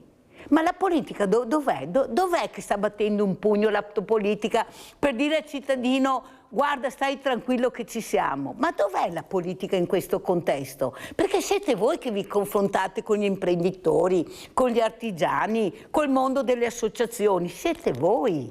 Non siamo noi non esistiamo, diceva Marco Torresan prima, siamo invisibili, nonostante siamo nel pezzo. Galeano. Allora, io penso che sì, quello che diceva il Presidente Citron sul fatto che ogni comune ha i suoi problemi. Vero, per carità, vero, e di solito ci sono in proporzione dipendenti e risorse sulla base dei numeri dei territori, però è vero anche che si può fare la differenza, nel senso che costruire una rete territoriale in cui si mettono assieme le forze, lo abbiamo visto su tantissime cose, l'abbiamo visto con sostegno ai compiti di ragazzi stranieri aiutati, l'abbiamo visto con adozioni, affidi, davvero tantissime esperienze, sono risposte che arrivano perché poi la generosità, lo dicono anche i numeri, insomma, dei volontari in Veneto, è una risposta importante, quindi fare tutto quello che si può fino a dove si può, cioè cercare di fare il massimo di quello che è possibile, è un dovere, penso, no? Per ogni amministratore. Poi chiaro, ognuno ha la sua sensibilità e, ripeto, su questo io penso che ci sia anche una enorme questione politica che frena molto spesso il fatto di attivarsi in maniera importante per risolvere queste situazioni, perché dopo la vulgata magari su Facebook o su Instagram, non so dove, insomma tutte le parti che commentano dice: ma ascolta, amico, ho problemi e a me non te me dà mai una risposta, invece per questi che resta senza casa invece ve muove subito per trovare risposte. Su questo io penso che dopo ogni amministratore guarda e con coraggio sa dare le risposte, no? Se vuole darle anche a questa platea di persone, esattamente, a queste persone che possono criticare, nel senso che quando ci attivammo noi a Preganziol, che avevamo accolto una parte di migranti, erano circa una ventina, a Frescada, con un'associazione che si era mossa, aveva fatto un lavoro eccezionale, mi ricordo proprio che invece delle riunioni di accompagnamento, di confronto con la comunità, i corsi di lingua, sono tutte esperienze che poi hanno portato a dei percorsi bellissimi dove si è visto che non c'era nessun problema di sicurezza, nessun problema di degrado, nessun problema di furti o altro. Ripeto, tutto quello che è attivabile lo si deve fare. Poi a livello strutturale, noi in questa fase qui, dico noi come minoranza, insomma contiamo fin là, ma stiamo cercando di dar voce a tutta una serie di disagi importanti che abbiamo visto, intanto dal 44% di persone che è andata a votare alle ultime regionali, che dice di come c'è una grande sfiducia probabilmente, no? Nelle istituzioni e nei bisogni che riescono le istituzioni a soddisfare. Abbiamo cercato di fare una contromanovra, di proporre una contromanovra al bilancio regionale che è stato da poco approvato, per ridare un po' di dignità, di affrontare con coraggio tutta una serie di operazioni, di problematiche che sono lì ferme da molto tempo. Ovviamente ci è stata sbattuta la porta in faccia, anche se non è così consueto che sia la minoranza, no? A proporre per esempio un aumento del gettito IRPEF su alcune categorie, il 7% dei veneti, il 93% rimaneva indenne, solo il 7% avrebbe dato una contribuzione per raccogliere tutta una serie di risorse che possono iniziare a dare risposte. Sugli anziani non autosufficienti che aspettano di entrare nelle RSA, sono oltre 10.000 in Veneto, sui nidi per le famiglie, sulle garanzie per le aziende proponevamo di raddoppiare i fondi che la Regione aveva messo a disposizione col basket bond, che ammonta a circa 6 milioni di euro. E ripeto, tutto il percorso che abbiamo fatto con le audizioni al bilancio, che vuol dire ascoltare il terzo settore, le industrie, le associazioni, l'arte, la scuola, insomma tutti i mondi che compongono la nostra comunità veneta, tutti dicono una cosa: stiamo vivendo una crisi straordinaria in questo momento. I fatti di questi giorni, poi a livello energetico ma anche umano, stanno aggravando ancora di più questa situazione e non possiamo limitarci a operazioni, dicono loro, di piccolo cabotaggio. Servono interventi straordinari, coraggiosi, e o la politica su questo fa la sua parte, altrimenti rimaniamo con la gente che la prossima volta non sarà il 44% che va a votare alle regionali, sarà il 30%, con una sconfitta che su questo è per tutti. Ripeto, un po' di azioni, se si vuole, se ha il coraggio, si possa cominciare a farle. È una sconfitta anche, Presidente Citron, per quelle piccole imprese che non ce la fanno veramente più, sono quelle che mi preoccupano di più, sono quelle che sono più in sofferenza, non sono le multinazionali, sono le piccole imprese, le medie sono quasi sparite, per non dire sparite, e chi resiste, io le ho ospiti molte volte, sono molto in sofferenza. Però se perdiamo questo know-how che è il nostro valore, io non so l'Italia come farà, perché sono loro che hanno fatto grande l'Italia. Abbiamo ancora molti giovani che vogliono proseguire gestire queste attività, ma lo dicono loro, siamo in forte crisi, ecco questa burocrazia che ci sta soffocando, ecco questo lavoro che diventa sempre più impegnativo, questi made in Italy che non riusciamo a capire come fare per tenerlo, trovi altri mercati, sì, ma io la mia scarpa made in Italy è veramente artigianale, a chi la vado a vendere? Al Bangladesh? Capisce che queste imprese sono in difficoltà, però voi potete essere di aiuto, potete al momento sostenere, almeno dare una garanzia. Presidente, come vede lei la situazione di queste microimprese? Perché io sono preoccupata per queste, perché sono il nostro valore aggiunto. Certo che sono il nostro valore aggiunto, è un tema centrale su cui noi come cooperative, Consorzio Veneto Garanzie al fianco delle imprese, come dicevo prima, noi siamo una costola di Confartigianato e come Confartigianato e mondo associativo siamo non preoccupati di più per quel che riguarda le piccole e piccolissime imprese, perché la nostra missione è proprio tutelare e assistere queste imprese, perché dai nostri dati il mondo bancario è insomma un mondo che sempre di più, come posso dire, attanaglia le piccole imprese chiedendo cose che molte volte la piccola e piccolissima impresa non riesce a, come posso dire, a soddisfare le richieste che il mondo bancario, le garanzie che il mondo bancario richiede. Le do solo un dato: negli ultimi 10-12 anni il credito dal mondo bancario, sistema bancario, alle piccole e microimprese è calato di circa il 42%, e non è poca cosa, perché noi leggiamo i rapporti dell'ABI a livello nazionale, ma il credito alle imprese è aumentato. Sì, ma se parliamo delle medie o le grandi imprese, ma se parliamo delle piccole e soprattutto le micro, invece queste stanno soffrendo enormemente. Noi, la nostra missione è appunto affiancare queste imprese e dare le garanzie per poter avere comunque credito nei confronti del mondo bancario. Poi naturalmente dobbiamo anche aggiungere il problema del ricambio generazionale, che purtroppo molte delle nostre imprese hanno superato gli ANTA, e di conseguenza i ricambi dei giovani, sì, ce ne sono di bravi, bravissimi, però è chiaro che vedono l'impegno nella piccola e micro azienda un impegno molto molto importante, e oggi con, diciamo così, quello che gira intorno ai giovani vogliono anche loro avere un mondo un po' più, una vita un po' più serena, perché i sacrifici che abbiamo fatto noi, che abbiamo i capelli bianchi per il passato, o quelli dei nostri padri e quant'altro, loro non sono più disposti a farli. Però, diciamo così, io ho molta fiducia nelle piccole e piccolissime imprese, perché anche l'altra sera ho partecipato a un convegno in cui c'era un luminare per quel che riguarda l'intelligenza, l'AI, e mi si è aperto un attimo il cuore, perché dice: dobbiamo crederci, proseguire, perché naturalmente tutta questa intelligenza artificiale fa sì che, come stiamo vedendo anche in tantissimi casi in giro per il mondo, anche una piccola e piccolissima struttura composta da 2 o 3 persone, se, come posso dire, affiancata dall'intelligenza artificiale nei modi corretti, giusti, può diventare anche questa un'azienda di dimensioni incredibili, perché naturalmente questa intelligenza artificiale può aiutare moltissimo. Allora mi si è, come posso dire, aperto il cuore, perché vuol dire che c'è ancora un domani anche per la piccola e piccolissima impresa, perché naturalmente da solo la professionalità, la manualità è importantissima, ma dobbiamo anche noi piccoli, tutti quanti, dotarci di questi strumenti.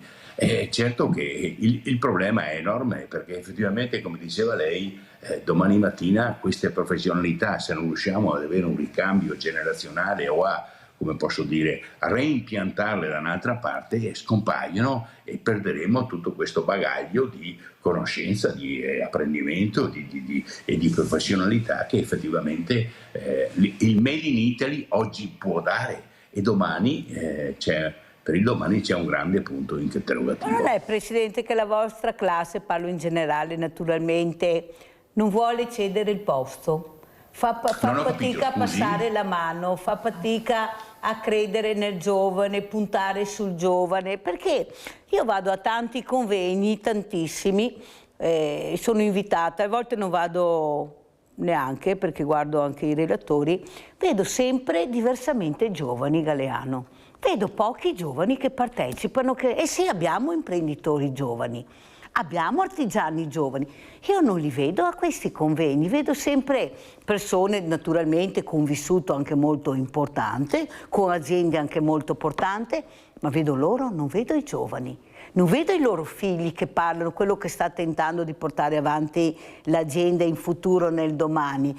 Non è che facciamo fatica, Galeano, a lasciare questo posto ai giovani, magari anche sbaglieranno, per carità, ma hanno sbagliato anche loro, non è che siano diventati così bravi tutto su un colpo. È come se non avessero fiducia dei loro figli, delle loro... Oppure vedere se sono in grado, perché bisogna vedere anche se sei in grado, ma se sei in grado che vedi, tu vedi se tuo figlio, tuo nipote è in grado di fare, lascia il posto.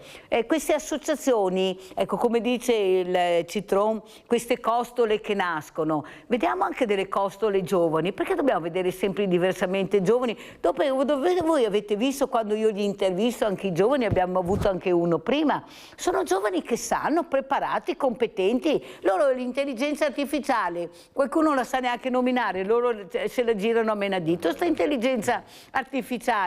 Allora Citron capisce che facciamo anche fatica a capire che se ne abbiamo pochi, se non sosteniamo neppure i pochi, anche con l'aiuto economico, perché guardate che aprire una partita IVA mica così semplice, perché parliamo di soldi o sbaglio? Cioè vai avanti tu, sì che mi viene da ridere, dicomi Presidente, vai avanti tu a chiedere soldi, poi vediamo quanti soldi arrivano. Abbiamo Rinaldo da Venezia, vai Rinaldo.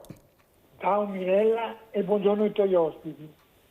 Interessantissimo il discorso che sentivo fare, però il nocciolo del discorso è da cercare di voler questi problemi risolvere.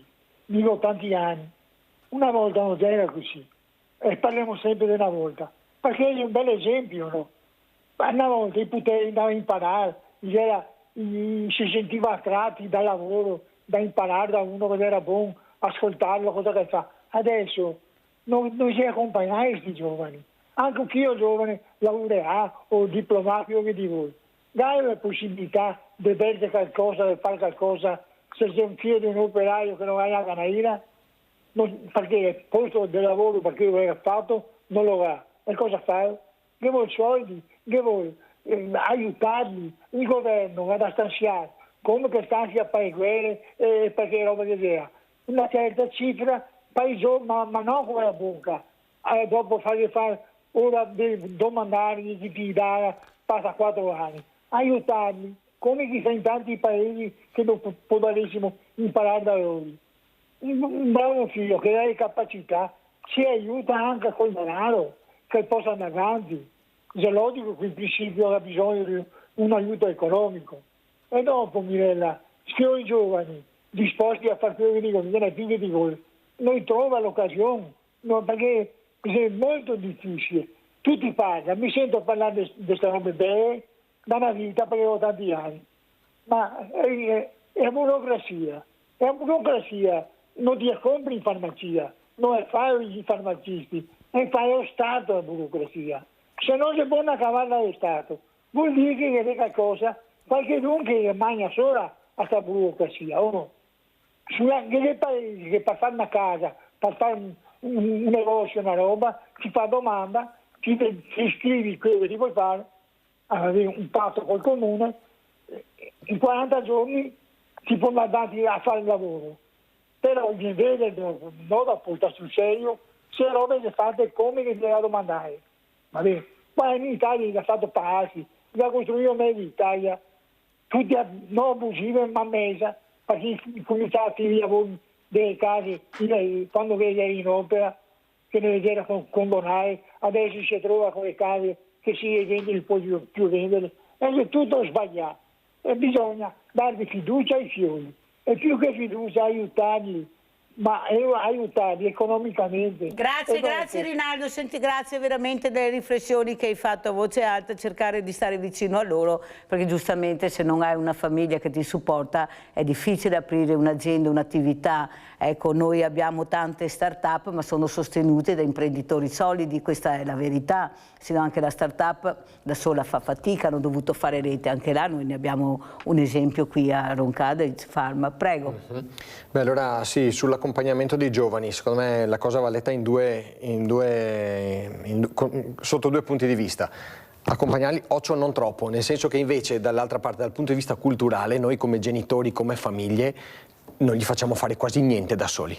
Da quando sono bambini a quando sono ragazzi, stiamo sotto col bavaglino, col cucciarin fino all'ultima, avendo paura se c'è il giorno di pioggia, che non vadano fuori, che non si prendano male. Guardiamo le attenzioni a volte spasmodiche che i genitori hanno sulle attività scolastiche. No, ma quel giorno se si va in fattoria, se sporca, occhio qua, occhio là, piove. Sì, quindi attenzione, nel senso che le esperienze all'estero su questo, soprattutto nei paesi del nord, sono di famiglie che riescono a far sperimentare molto di più ai giovani sin da età appunto fresca, a diciamo 16 così. anni vanno già via di casa. Vanno di casa, fanno esperienze da soli in giro per la strada, insomma io ho visto delle esperienze in Francia, in Danimarca che sono delle cose impressionanti.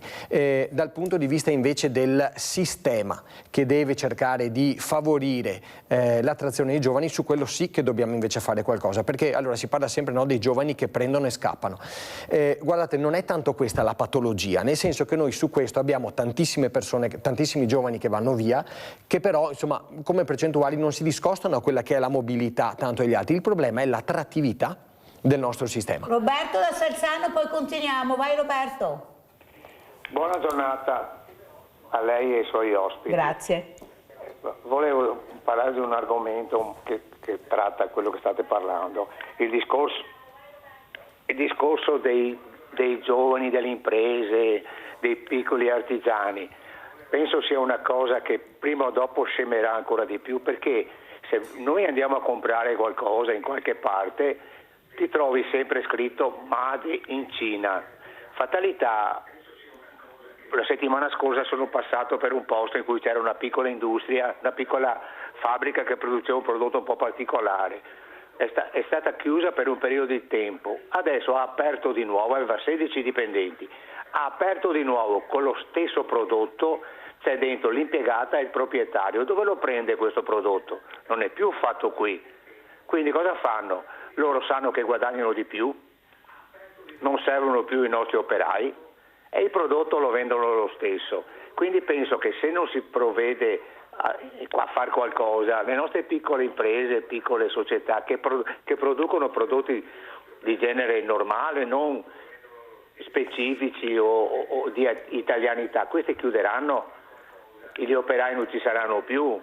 Penso che il problema sia, poi vi faccio un piccolo esempio, io compro anch'io su Amazon, giusto? Ormai è diventato una prassi, perché la differenza dell'acquisto è molto alta. Ossia, se tu prendi un prodotto su questi siti, su questi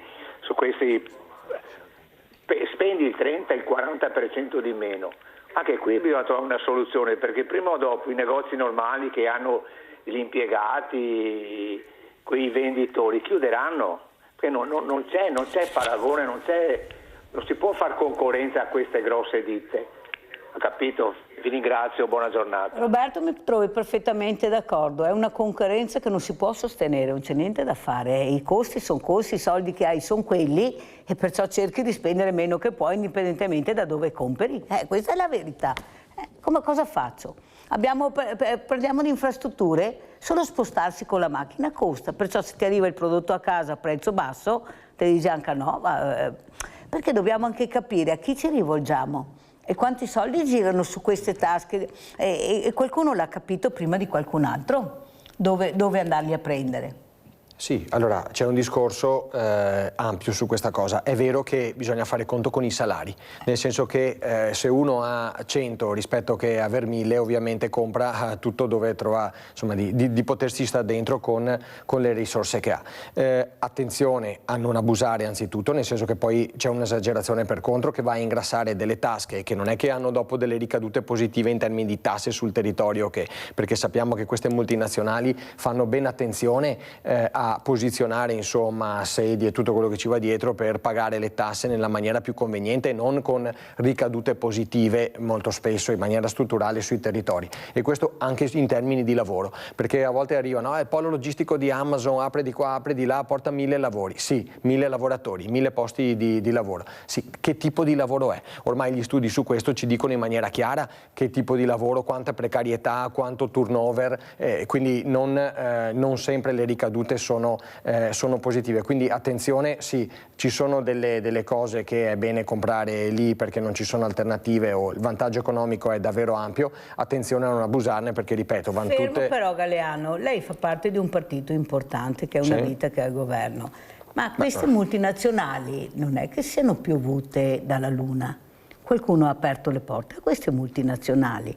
Non è che qualcuno ha svenduto il paese e adesso abbiamo i cocci che abbiamo, perché il nostro paese è stato svenduto, Galeano. È inutile che ce la raccontiamo, naturalmente non dico mica a Paolo Galeano, parlo in generale della politica.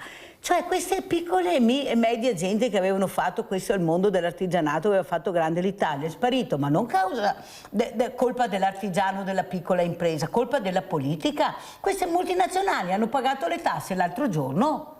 Hanno pagato le tasse l'altro giorno e l'artigiano le pagava tutti i giorni da anni le tasse. E che tasse?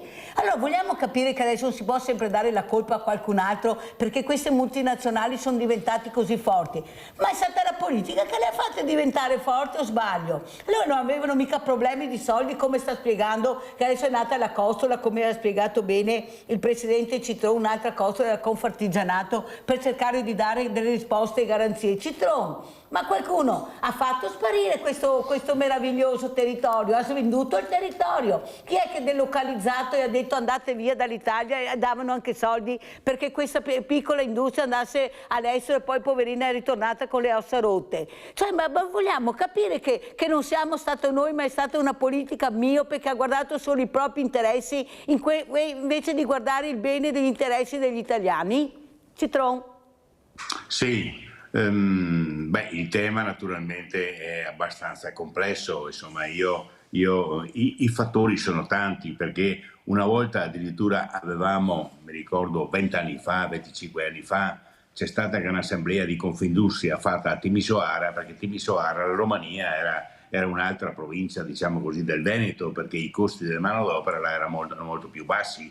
Poi naturalmente c'è stato un ritorno perché le aziende sono ritornate anche in Italia. È chiaro che poi la produzione, il costo del lavoro si sposta dove il costo del lavoro è più basso, e naturalmente queste sono, come posso dire, dinamiche a cui fai fatica, perché se guardiamo adesso il costo del lavoro sappiamo benissimo italiano rispetto a quello che è in Cina o in altre parti dell'asiatico, diciamo così, è impossibile contrastare questi fenomeni qua. Io farei anche, come posso dire, per fortuna oggi, diciamo così, il Made in Italy non è sparito. Made in Italy è un marchio che ci tutela e, diciamo così, e riusciamo ancora oggi a farlo prevalere, perché c'è molta fame di Made in Italy nel mondo. È chiaro che poi dobbiamo stare attenti alle contraffazioni e quant'altro. Farei anche una piccola distinzione anche sul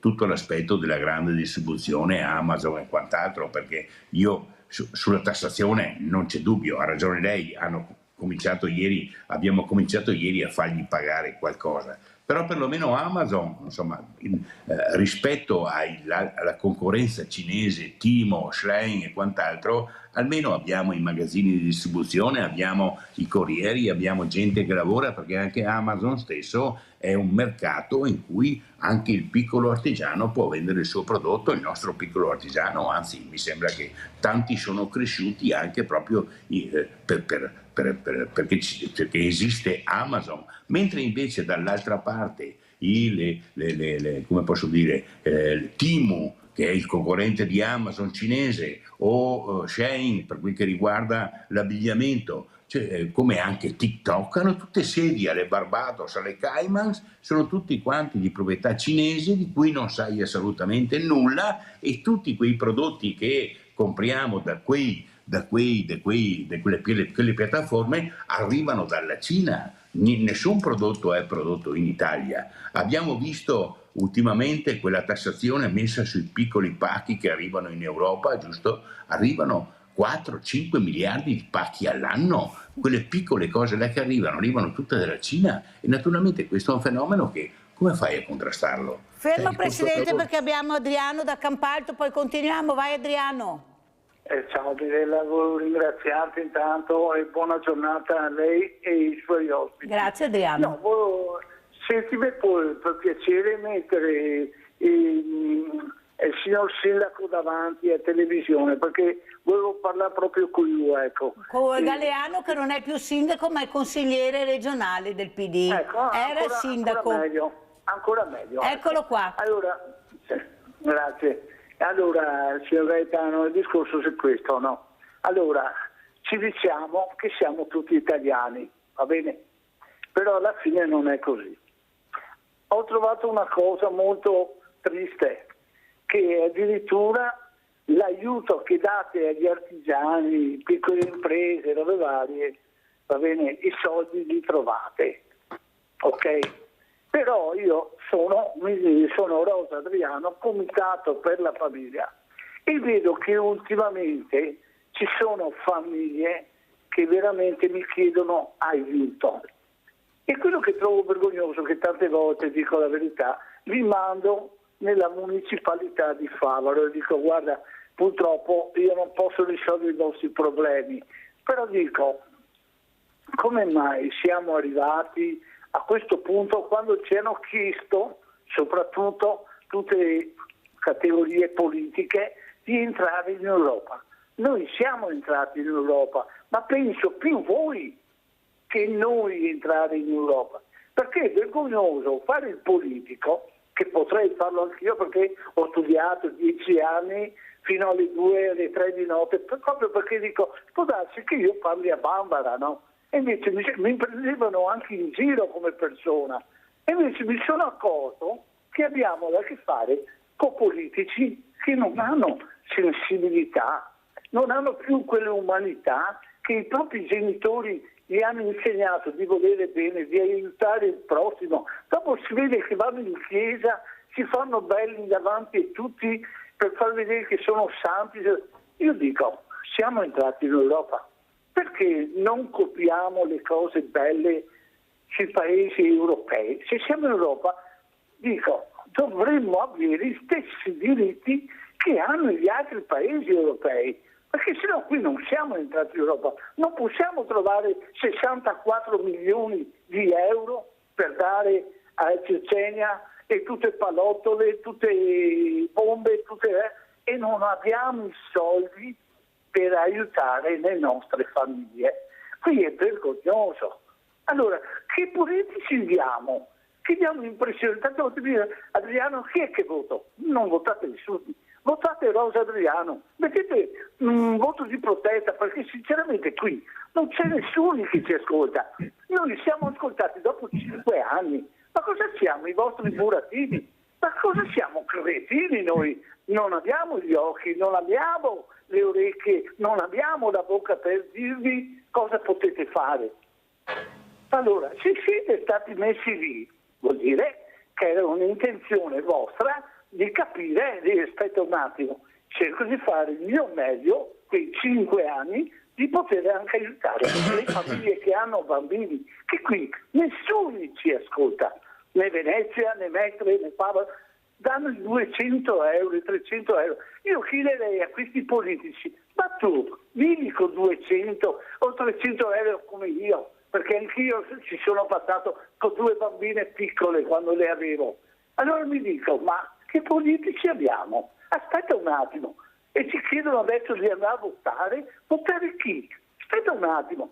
Porta un programma sulla famiglia, che sarebbe ora il tempo invece di chiacchierare tanto, che ti prendi 3.000, 4.000, 5.000 euro al mese e noi famiglie dobbiamo essere solo pagatori, pagare, mai avere un contratto pensionistico, di avere qualcosa di aumento dietro il costo della vita. Stavolta c'era la scala mobile, tornateci la scala mobile, perché è un nostro diritto avere un aumento dietro quello che aumenta soprattutto i cinesi, perché sono gente proprio da fuori che stanno facendo cacao sui ristoranti, sui bar, aumentano a rotta di collo. Ma dico, ma stiamo scherzando? Grazie, fammi dare la risposta, se no non ce la faccio, Adriano, perché siamo anche in chiusura. Sei stato molto chiaro con le tue riflessioni. Allora sentiamo, grazie Adriano, sentiamo cosa dice naturalmente il consigliere Galeano, ma lui parlava naturalmente in generale, Adriano parlava alla politica poi alla fine. Prego. Ma io capisco anche la sfiducia che c'è, nel senso che per carità di elementi per far montare questa sfiducia ce ne sono stati tanti. Dopodiché io non sono un disfattista, se fossi un disfattista non mi sarei candidato tanto a sindaco quanto a consigliere per cercare di migliorare le cose. Penso che uno prova a fare politica perché ha l'ottimismo di provare a poterle cambiare. L'altra sera ho partecipato a un incontro molto bello con Luigi De Magistris, già sindaco di Napoli, PM, che ne ha subite di tutte da parte della mafia e da parte dello Stato. Si parlava proprio dei poteri occulti e di tutta quella parte di Stato che è connivente con le mafie, la corruzione nel mondo dell'illegalità e che spesso non aiuta. Insomma, si parlava di Falcone, insomma tutte quelle cose che hanno aiutato assolutamente a dare sfiducia nel mondo dello Stato. Una cosa bella a sintesi di tutte le riflessioni, che poi posso capire che possa essere una risposta oppure no per il signor Adriano, però mi sembra di tenere insomma la riflessione su quello che è un po' l'obiettivo che dobbiamo avere. È vero che abbiamo una legge elettorale che fa schifo, che non propone le preferenze, su questo abbiamo detto no, abbiamo visto i video. Parlo della Meloni come ultimo esempio, ma qui tutti i partiti hanno le proprie responsabilità perché probabilmente ad alti livelli è comoda. Si era detto no, torneremo con le preferenze, tutto quanto, l'ultima proposta della legge elettorale invece rimane ferma su sta cosa qua. Io lo dico chiaramente, le preferenze, io mi sono sempre candidato da sindaco alle regioni dove si corre per le preferenze, che sono le elezioni quelle lì vere, dove la gente può dire va questo, va quello, va quell'altro, dopo gli chiede anche delle risposte. C'è una cosa importante, le persone non rendono attuale, sostanziale e concreta la Costituzione, quindi tutti i diritti che ci sono solo il giorno del voto, che per me rimane un valore importante. Ogni giorno, con associazioni, lavoro, proteste, critiche, movimenti, tutto quello che c'è, ognuno di noi ha la possibilità di far vivere la Costituzione e di cercare di attuarla. Lo capisco che è difficile e a volte frustrante, però io ho visto che laddove la gente si muove e crea attenzione, guardate cosa è successo su Gaza. Quando si è cominciato a parlare di genocidio, dopo che milioni di persone, ben oltre i partiti, ben oltre i sindacati, sono scesi in piazza per denunciare una situazione umanitaria che non era più sostenibile. Si comincia a parlare di genocidio quando si capisce che il popolo comincia ad avere un po' di sensibilità e comincia a mettersi contro alcuni sistemi. Ripeto, non bisogna perdere la fiducia, nonostante gli elementi per farla perdere ci siano stati e ci siano ancora oggi. Se vogliamo dare risposte ai diritti che la Costituzione prevede, bisogna lavorare ogni giorno, anche dal basso. Purtroppo dall'alto molto spesso le risposte non arrivano. Sulla questione regionale, perché ne abbiamo parlato in maniera veloce prima, invito Adriano che andare a recuperare un po' di materiali, ci sono articoli, ci sono siti, ci sono i documenti sulla Regione, della proposta emendativa che abbiamo fatto a questo bilancio della Regione, noi come gruppi di minoranza, per capire quali sono le proposte concrete, no per dire ho fatto l'emendamento, me lava coscienza e so a posto. Abbiamo detto dove, con proposte coraggiose e non popolari di certo, cioè mettendo da parte il consenso, premettendo invece il bene comune, secondo noi vanno fatte alcune manovre fiscali, ripeto, sul 7% della Regione. C'è l'1,8% dei contribuenti contribuenti veneti che ha un reddito annuo superiore ai 75.000 euro, l'1,8%.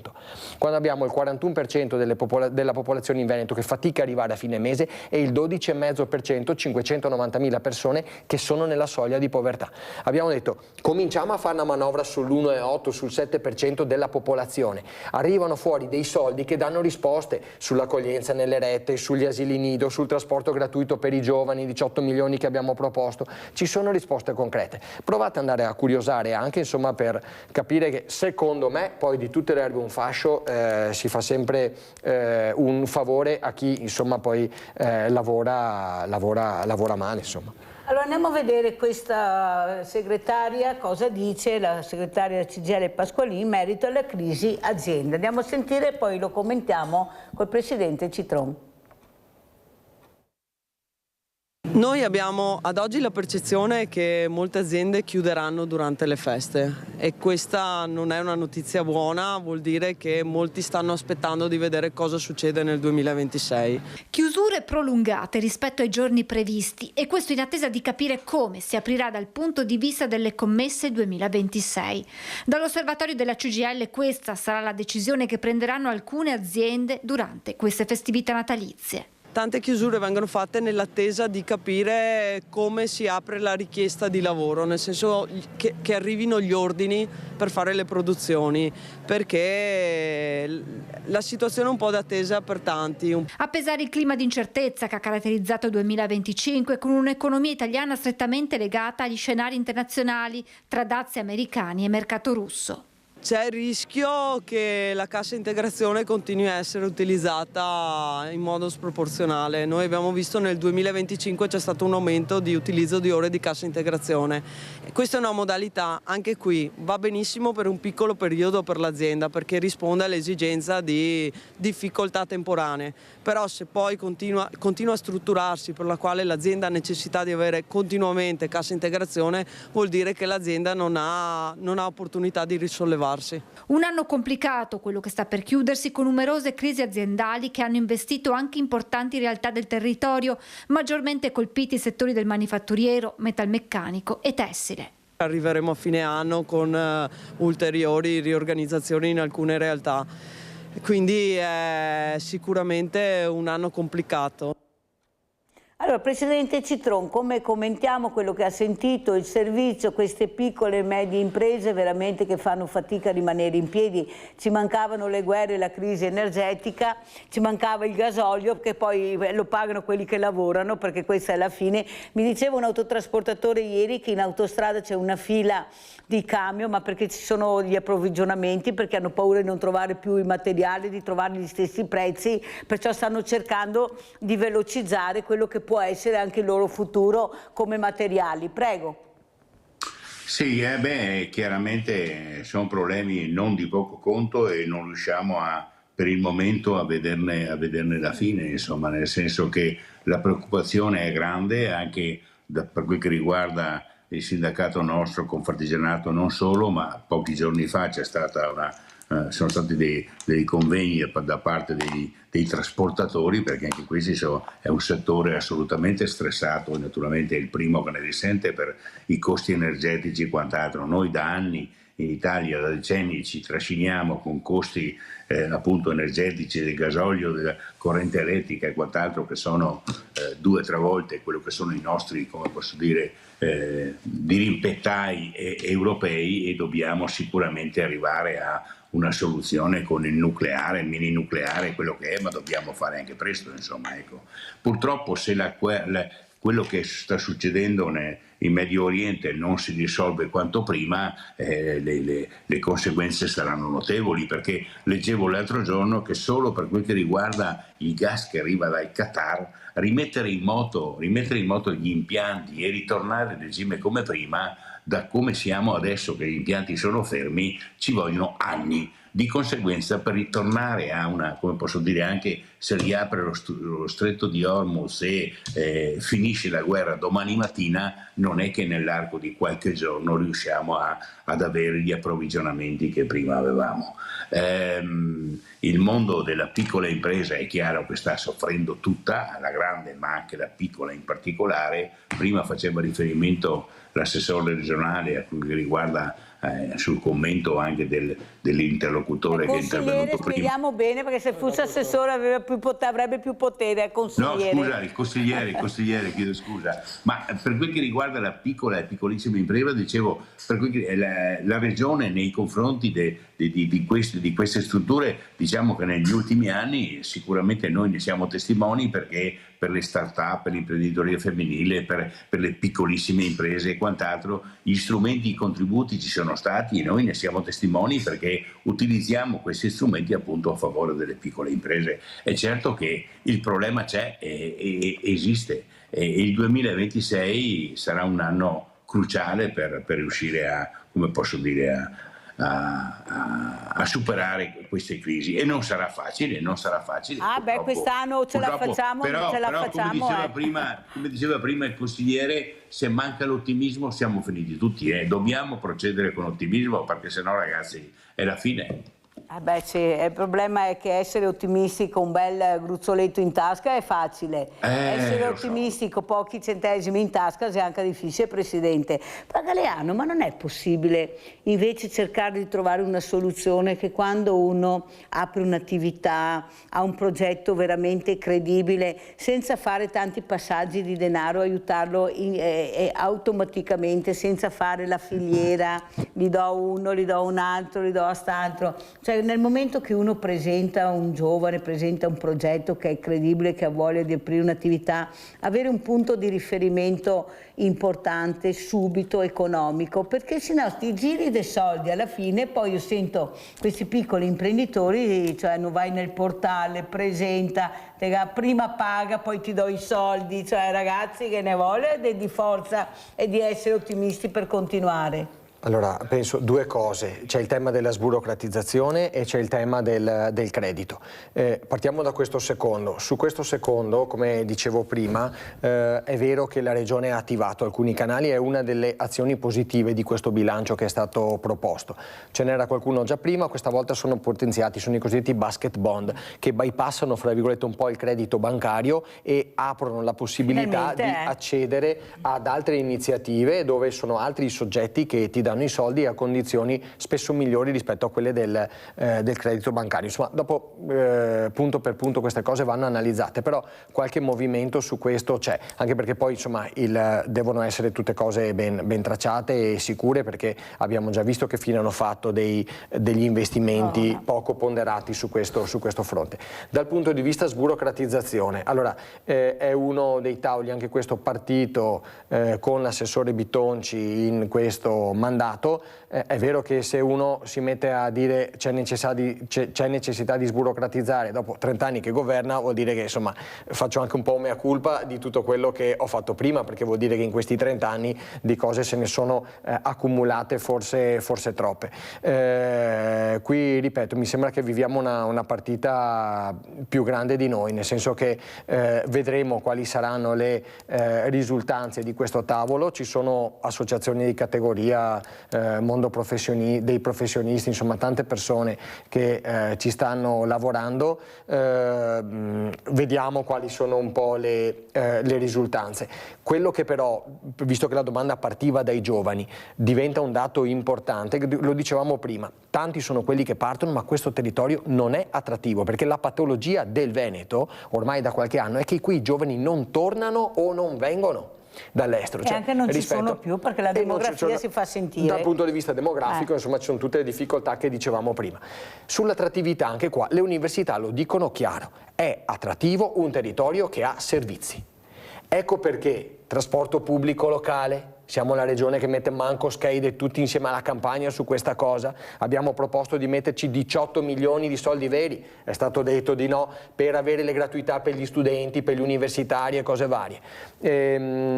La questione della casa, abbiamo proposto di aggiungere 25 milioni ai 50 che c'erano, è stato detto di no perché la nostra manovra è ingiusta e robe varie. I servizi sono fondamentali, le università lo dicono, con i servizi i territori rimangono attrattivi e si spopolano con molta più difficoltà.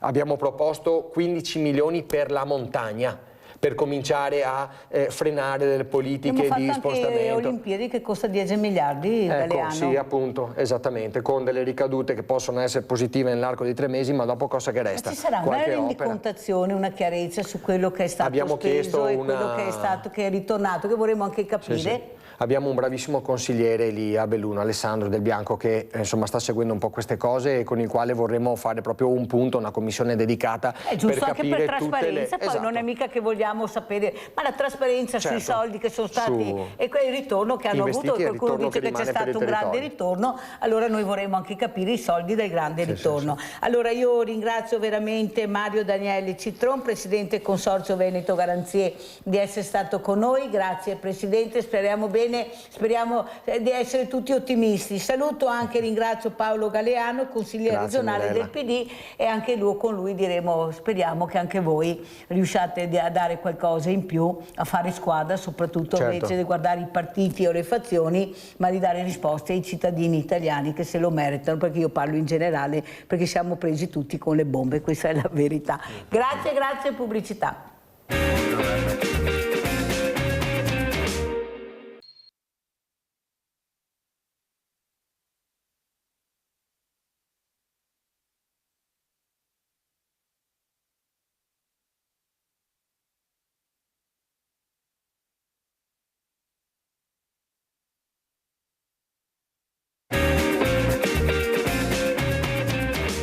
Eravamo in pista attendendo atterraggi di normali velivoli, quotidiani e quindi nulla di che, quando abbiamo visto arrivare il primo elicottero, credendo fosse un'esercitazione, e poi sul momento abbiamo capito che non lo era, e qualche attimo dopo arrivare il secondo elicottero del 118 e sentire le ambulanze, quindi era evidente che qualcosa fosse successo. Un boato improvviso, il pavimento che cede sotto i piedi e il vuoto di diversi metri, attimi di terrore che potevano trasformarsi in tragedia al Lido di Venezia, dove il crollo del solaio dell'ex caserma Pepe ha causato 4 feriti, tutti operai, 5 le persone evacuate. L'incidente è avvenuto intorno alle 11 del mattino durante un sopralluogo tecnico nella struttura di San Nicolò, destinata a diventare uno studentato universitario di Ca' Foscari da 220 posti letto. Un anno fa il via ai lavori. 9 le persone presenti al momento del cedimento tra operai, tecnici e professionisti incaricati dei lavori. Il solaio del primo piano improvvisamente ceduto, facendo precipitare i 4 lavoratori da un'altezza di circa 5-6 metri. All'arrivo del secondo elicottero e a sentire le ambulanze abbiamo capito immediatamente che c'era stato un evento di pericolo, e quindi siamo andati incontro appunto agli operatori del 118. Eravamo alla pista al lato sud e quindi coperti dalla struttura dell'aerostazione. La cosa è successa invece lì nella caserma, dove c'è il cantiere di restauro per quello che sarà lo studentato. Stavano intervenendo per portare via eventuali feriti. Vedere 2 elicotteri che arrivano e sentire l'ambulanza piacere non fa. Nonostante la violenza dell'impatto, nessuno sarebbe in pericolo di vita. I feriti sono stati soccorsi tempestivamente dal SUEM, 2 di loro sono stati ritrasportati agli ospedali di Mestre e Treviso, mentre gli altri 2 sono stati trasferiti tra Mestre e Venezia con traumi di media e lieve entità. Gli altri 5 presenti sono riusciti a mettersi in salvo ed evacuati dai vigili del fuoco, intervenuti con squadre del distaccamento del Lido e con il supporto dell'autopompa lagunare da Dorsoduro. Sul posto, oltre i soccorsi, le forze dell'ordine e i tecnici dello Spisal, che hanno avviato gli accertamenti per chiarire le cause del cedimento, probabilmente legato al deterioramento dei materiali della struttura. L'area è stata messa in sicurezza e posta sotto sequestro mentre proseguono le indagini su un episodio che avrebbe potuto portare a conseguenze ben più gravi. La consapevolezza di tutti è che poteva essere una tragedia. Quanto accaduto questa mattina alla caserma Guglielmo Pepe di San Nicolò di Venezia è un campanello d'allarme su più fronti. Qui dovrà rinascere uno studentato su un progetto che ha per promotori l'Università di Ca' Foscari e il Comune di Venezia. L'immobile, un tempo sede, quartier generale dei Lagunari e dei Fanti da Mar, è rimasto chiuso e abbandonato per decenni senza un'adeguata manutenzione. Il crollo di un solaio potrebbe essere dipeso anche in parte da una lunga stagione di incuria. Come state seguendo la situazione? Per fortuna non ci sono conseguenze molto gravi, per fortuna, sembrano quasi tutti e 4 gli operai sembrano comunque fuori pericolo.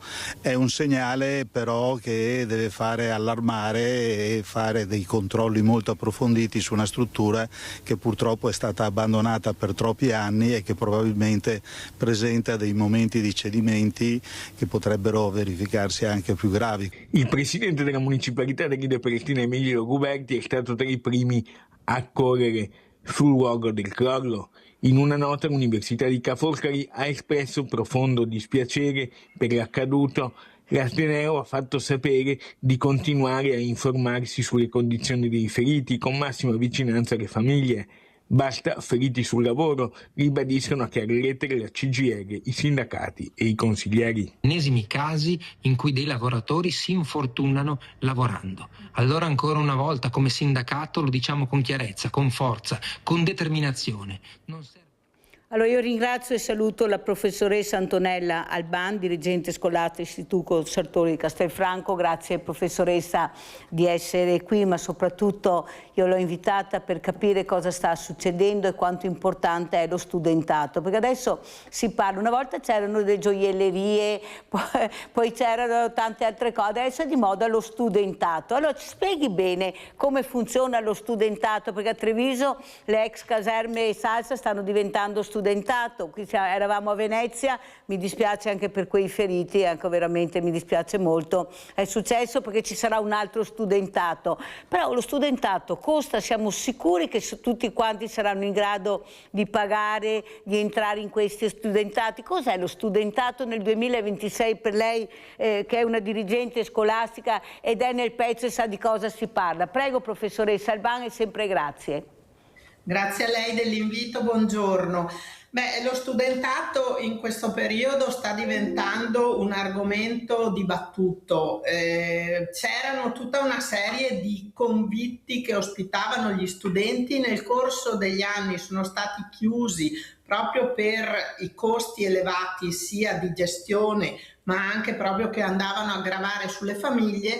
Adesso torna questa necessità di accoglienza per quanto riguarda gli studenti. È chiaro che da un certo punto di vista è una risposta sociale perché diventa un momento importante di accoglienza di questi ragazzi che magari sono lontani da casa e che hanno bisogno di un punto d'appoggio. Dall'altro lato c'è appunto, come sottolineava giustamente lei, anche un discorso economico piuttosto importante. Il discorso economico va a gravare da una parte sulle famiglie, ma dall'altra parte va anche a gravare sulle istituzioni che devono gestire queste strutture, che non sono strutture assolutamente dai costi irrisori, e quindi diventa un argomento piuttosto spinoso in questo periodo, anche se dal punto di vista sociale può essere una risposta importante, perché i ragazzi hanno bisogno comunque di essere seguiti, di essere accolti, di essere in qualche modo supportati in questo loro percorso di vita. Allora, professoressa, intanto la ringrazio per la chiarezza con la quale ha spiegato in poche parole cosa vuol dire studentato nel 2026 in certe situazioni. Quello che mi spaventa, ho paura che creeremo dei studenti di serie A e di serie B, chi potrà permettersi e chi non potrà permettersi. Siccome è un banco solidale, prof, e so cosa sto dicendo, io vedo molte famiglie che veramente ce la stanno mettendo tutta per far cercare di studiare i loro ragazzi. Veramente sono no mirevoli di più, prof, perché con pochi soldi che hanno, che io so, perché mi portano gli ISEE, vedo la fatica che fanno, però è il sogno di tutti i genitori cercare di dare le risposte. Il problema, quando parlo con questi ragazzi invece che frequentano queste università, io mi sento di dire veramente che hanno dei costi che per loro sono veramente a volte impossibili, perché costa tantissimo tutto, specialmente lo spostamento, ma specialmente tutto quello che si racchiude all'interno di un'università. Allora non sarebbe più il caso, prof, di investire e di essere voi al tavolo dove veramente si viene al dunque per centrare l'obiettivo della necessità che ha la scuola. Di cosa necessita la scuola? Dov'è l'aiuto primario che dobbiamo dare alle scuole per dare un aiuto alle famiglie? Perché poi scuola fa proprio rima con famiglia, cioè è vicina alla famiglia. Se la famiglia va bene, la scuola va bene, il ragazzo va bene. Se la famiglia va male, deve intervenire sempre la scuola. Sì, ma la scuola deve fare didattica, non deve fare l'assistente sociale, deve fare di tutto e di più, come qualcuno sta cercando di passarvi il cerino. Prego, professoressa. Sì, concordo perfettamente con tutto quello che ha detto lei. Molte famiglie sono in difficoltà e la scuola, io dirigo un istituto superiore, quindi in qualche modo è un'istruzione che fino ai 16 anni è obbligatoria e poi che comunque porta all'acquisizione di un diploma di Stato che ha un valore importante sia per la prosecuzione poi degli studi verso il mondo universitario, ma anche per il mondo del lavoro.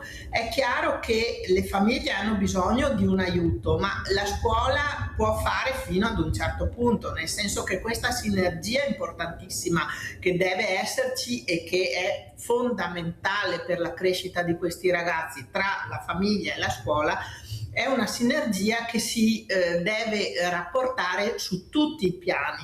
Allora, la scuola dell'obbligo o la scuola superiore in questo caso cerca di venire incontro alle famiglie attraverso tutta una serie di supporti che possono essere legati anche dal punto di vista finanziario alla presentazione di un ISEE, per esempio alla scuola di appartenenza, di frequenza del figlio, e in quel caso vengono date delle opportunità perché ad esempio ci sono dei fondi per quanto riguarda i viaggi di studio, ci sono delle possibilità anche di non pagare le tasse obbligatorie in quanto appunto rapportate a dei parametri che sono i parametri dell'ISEE.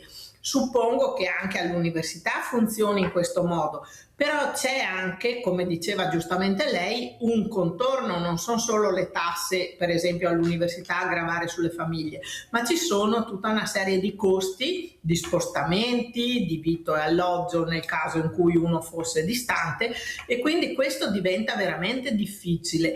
Da un certo punto di vista, e la cosa, se devo essere sincera, dal punto di vista educativo e di dirigente di un istituto, mi spaventa un po', è il fatto che prendano piede moltissimo, per esempio, le università online, perché in questo modo i ragazzi possono seguire le lezioni direttamente da casa con dei tutor, ma anche queste università online hanno dei costi che sono piuttosto importanti.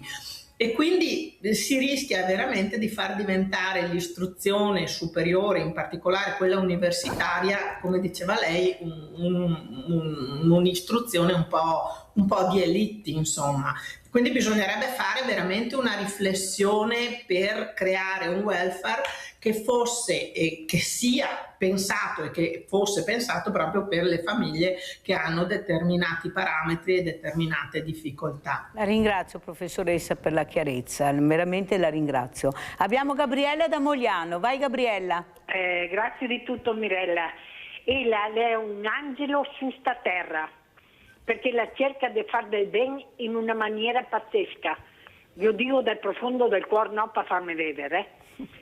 Però al punto interrogativo a lei che c'è troppa burocrazia e la gente ha paura delle banche, ha paura di tante cose e non riesce a mettersi per conto suo perché purtroppo la burocrazia è una roba tremenda. Invece una volta, come parlava il signore stamattina, non era tutto sto ambaradam che c'è, no?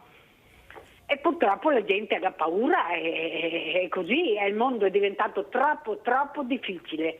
Dopo volevo farvi i complimenti di quel signore che ha aiutato ieri, quel signore che è un po' che abusa un po' troppo sull'alcol. Io ho avuto mia mamma che poveretta a quegli anni là, lei era un po' che si prendeva a cuore le chiacchiere del paese E invece io le dicevo lasciali stare le chiacchiere del paese che durano dalle 24 alle 48 ore e dopo ognuno sa a casa sua come bolle a pentola. Ma purtroppo quando una persona è sensibile, lei faceva tanto del bene ma purtroppo era debole. Lei è arrivata a bere aceto, non le dico altro, e quando le cellule cerebrali sono danneggiate non fai più niente. Io le auguro che faccia il più possibile per quella persona, perché merita. E la ringrazio di tutto quello che fa. Lei è un angelo su sta terra. No, non Grazie, voglio essere un angelo, giornata. voglio stare su sta terra, sto bene, non voglio diventare un angelo al momento. Grazie Gabriella cara, un grande abbraccio, sai, grazie. Vede, professoressa, quello che sta dicendo Gabriella è quello che mi spaventa. Questo business attorno a questi ragazzi fragili che non riescono a capire qual è il loro nemico che è dietro l'angolo. Per fortuna che ci siete voi. Ieri ho avuto dei studenti dal Giorgi Fermi con i loro insegnanti, con la loro preside, e devo dire la verità che abbiamo dei ragazzi meravigliosi. E quello che mi ha colpito, prof, è sentire questi ragazzi che hanno detto: io alla mattina mi alzo, non vedo l'ora di arrivare a scuola perché incontro la squadra, questo progetto che stiamo portando avanti, e mi sento protetto. Ecco, questa parola, guardi professoressa, mi ha fatto veramente capire quanto importante è che ascoltiamo questi ragazzi. Loro lo dicono, hanno bisogno di protezione. E dove vanno a sentirsi protetti? Nella scuola. Capite l'importanza delle parole? Io penso che facciano piacere anche a lei queste parole, ecco, queste parole che fanno capire quanto bisogno hanno di ascolto, e siete voi che dovete proteggerli, siete voi che deve rivolgervi alla politica che deve fare meno business sulle fragilità e deve dare più aiuto concreto, reale, vietando certe cose. E cosa ne pensa del presidente Alberto Stefani che vuole proibire i social ai minori di 14 anni? Prego professoressa. Sì, beh, credo che l'aiuto che noi possiamo dare a questi ragazzi sia effettivamente quello dell'ascolto, come giustamente diceva lei Mirella, perché ascoltarli significa prestare loro attenzione e considerarli come persone. Ed è questo quello che deve fare e che facciamo comunque a scuola tutti i giorni. Poi il fatto, per esempio, della proposta del presidente Stefani è condivisibile al 100%, perché io le dico, parlo per esperienza personale, nel nostro istituto noi abbiamo vietato l'utilizzo dei cellulari già da 9 anni. E abbiamo visto che sono migliorati tantissimo i rapporti interpersonali tra i ragazzi, abbiamo evitato episodi di bullismo che altrimenti attraverso chat, social e quant'altro si amplificavano tantissimo, e i ragazzi hanno cominciato a parlarsi, ed è bellissimo, le dico, io lo vedo attraverso la finestra, quando a ricreazione i ragazzi escono in cortile, nei giardini, perché noi essendo scuola agraria abbiamo tanto verde, escono nei giardini e parlano tra di loro, li vedi proprio in gruppo che si raccontano le cose, che chiacchierano, che socializzano. Questo è un modo importantissimo di riprendere in mano la propria vita. E questo è anche un aiuto reciproco che possono darsi tra di loro, perché confrontarsi sui problemi personali diventa un momento di crescita per tutti quanti, per evitare anche l'isolamento, perché purtroppo i social e questi telefonini creano veramente dei ragazzi che si isolano dalla realtà reale per rifugiarsi invece in una realtà soltanto virtuale, e questo porta poi a tutta una serie di fragilità, perché da lì nascono tutta una serie di incomprensioni e di problematiche per cui i ragazzi non sanno più capire e discernere le cose corrette e le cose scorrette, il giusto o quello che può essere sbagliato. Professoressa, una cosa importante che ho sentito ieri, che l'importante è fare squadra, ma per fare squadra bisogna che gli insegnanti, i docenti creano dei progetti per loro, che li intrighino. Nel momento che il progetto lo intrigo, inizia a fare la squadra, e la squadra vuol dire inclusione, protezione, stare assieme, uscire dalla scuola e avere un obiettivo, cercare di capire quello che hai imparato, portarlo avanti, senza dimenticare che puoi fare anche le tue attività, che possono essere sportive o culturali. Quanto importante è la presenza di progetti che coinvolgono i ragazzi? Ieri parlavamo di progetti di Formula 1, ma con lei parleremo anche di agraria, l'importanza di questa realtà che abbiamo nel territorio, ma è il progetto che li deve coinvolgere e intrigare, e siete voi che dovete proporlo. Prego, professoressa.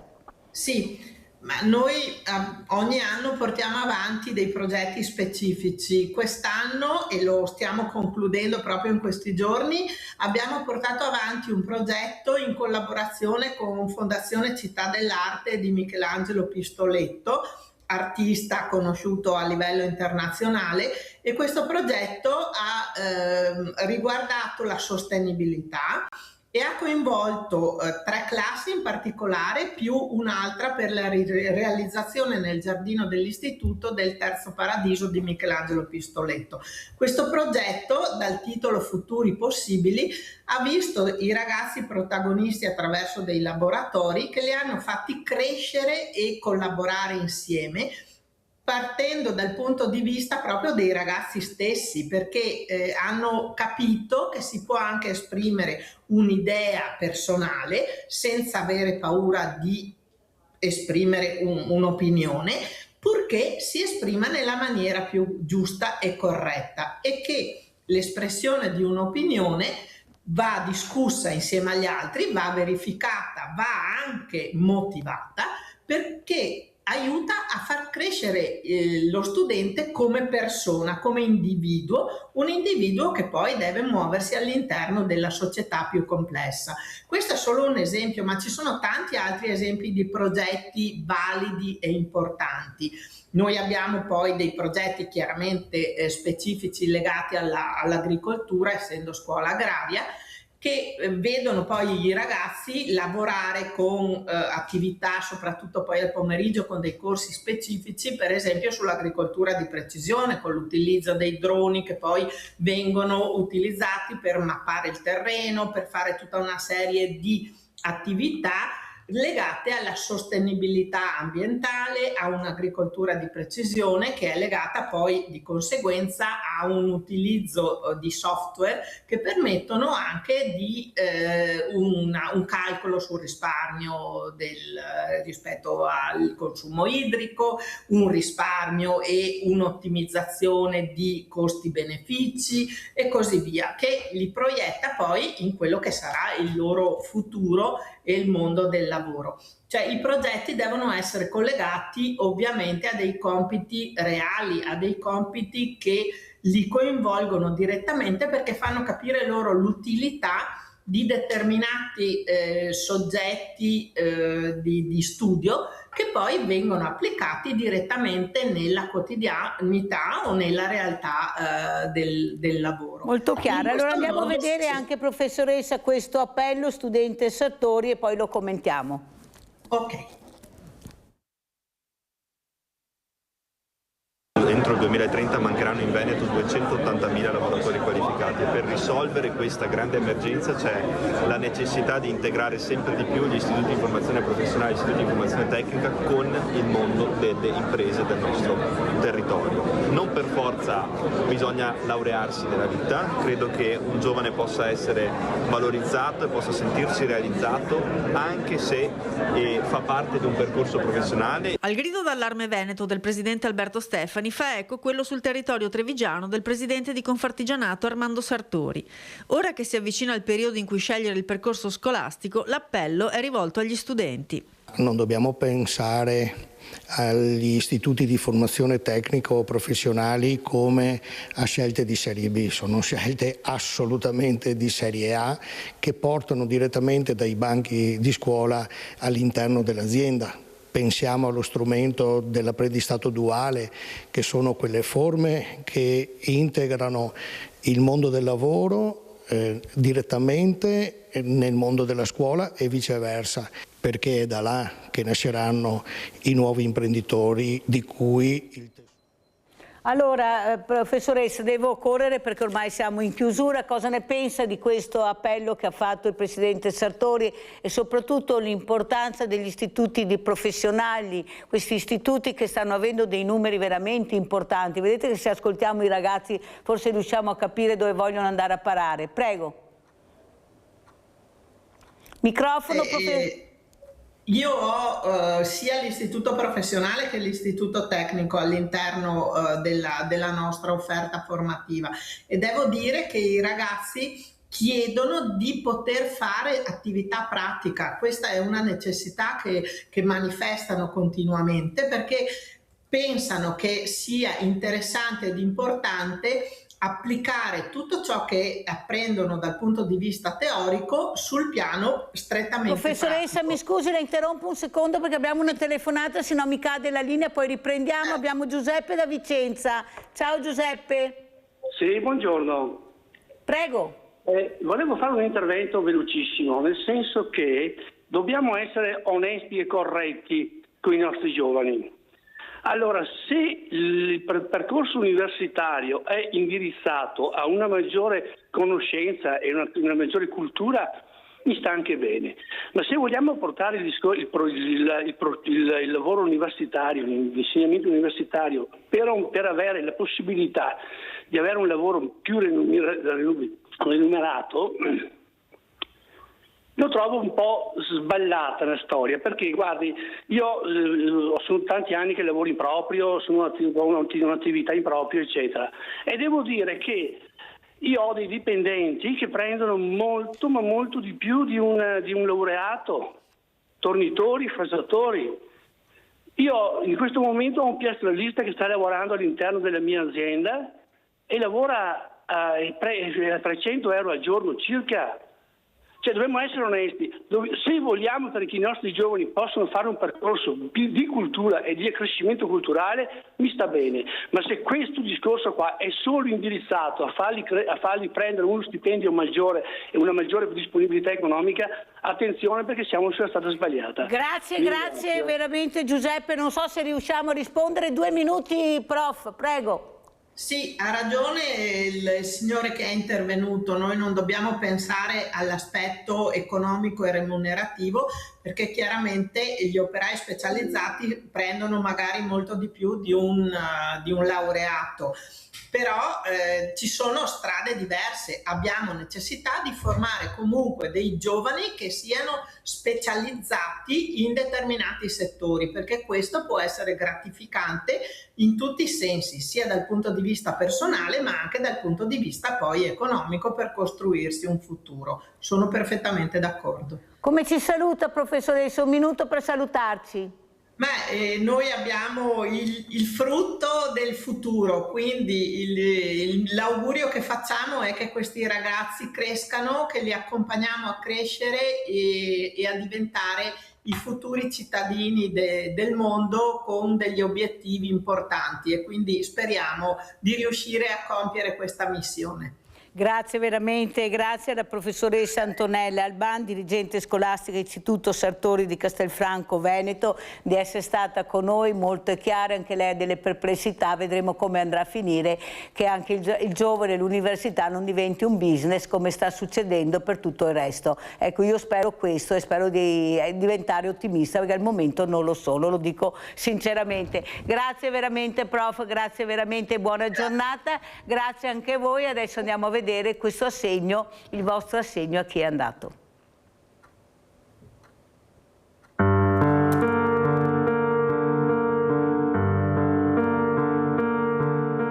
Io provo, Sonia, ci proviamo, perché bisogna essere tutti e tre, non posso da sola fare questo percorso. Che no. Io so però che tu, nonostante tutto, a quest'uomo vuoi ancora bene. Sono ancora qua. Sei ancora qua e stai tentando con tutte le tue forze di tenere in piedi questo matrimonio, anche se è distrutto, perché per arrivare a questo vuol dire che è distrutto, però ci credi ancora perché io sono convinta che Marcello, io lo guardo, non ero una cattiva persona. Infatti non era, guarda che basta che lo guardi là. Ecco, poi lo guardiamo. Ecco, e soprattutto anche un grande lavoratore, Sì. come hai detto, e bravo, Sì. perché lui faceva? Sì, di pinture. Ecco, dipingeva. Dipingeva, sì. Ecco, decoratore. Decoratore, tutto faceva, tutto Poi spatolato. purtroppo questa droga maledetta che è l'alcol, te l'ha fatto perdere, diciamo. Però tu ci credi ancora. Allora, cosa vuoi dire a Marcello che è qua vicino a me? Vieni qua. Che lo faccia per la millesima volta, ma che sia una volta per tutte.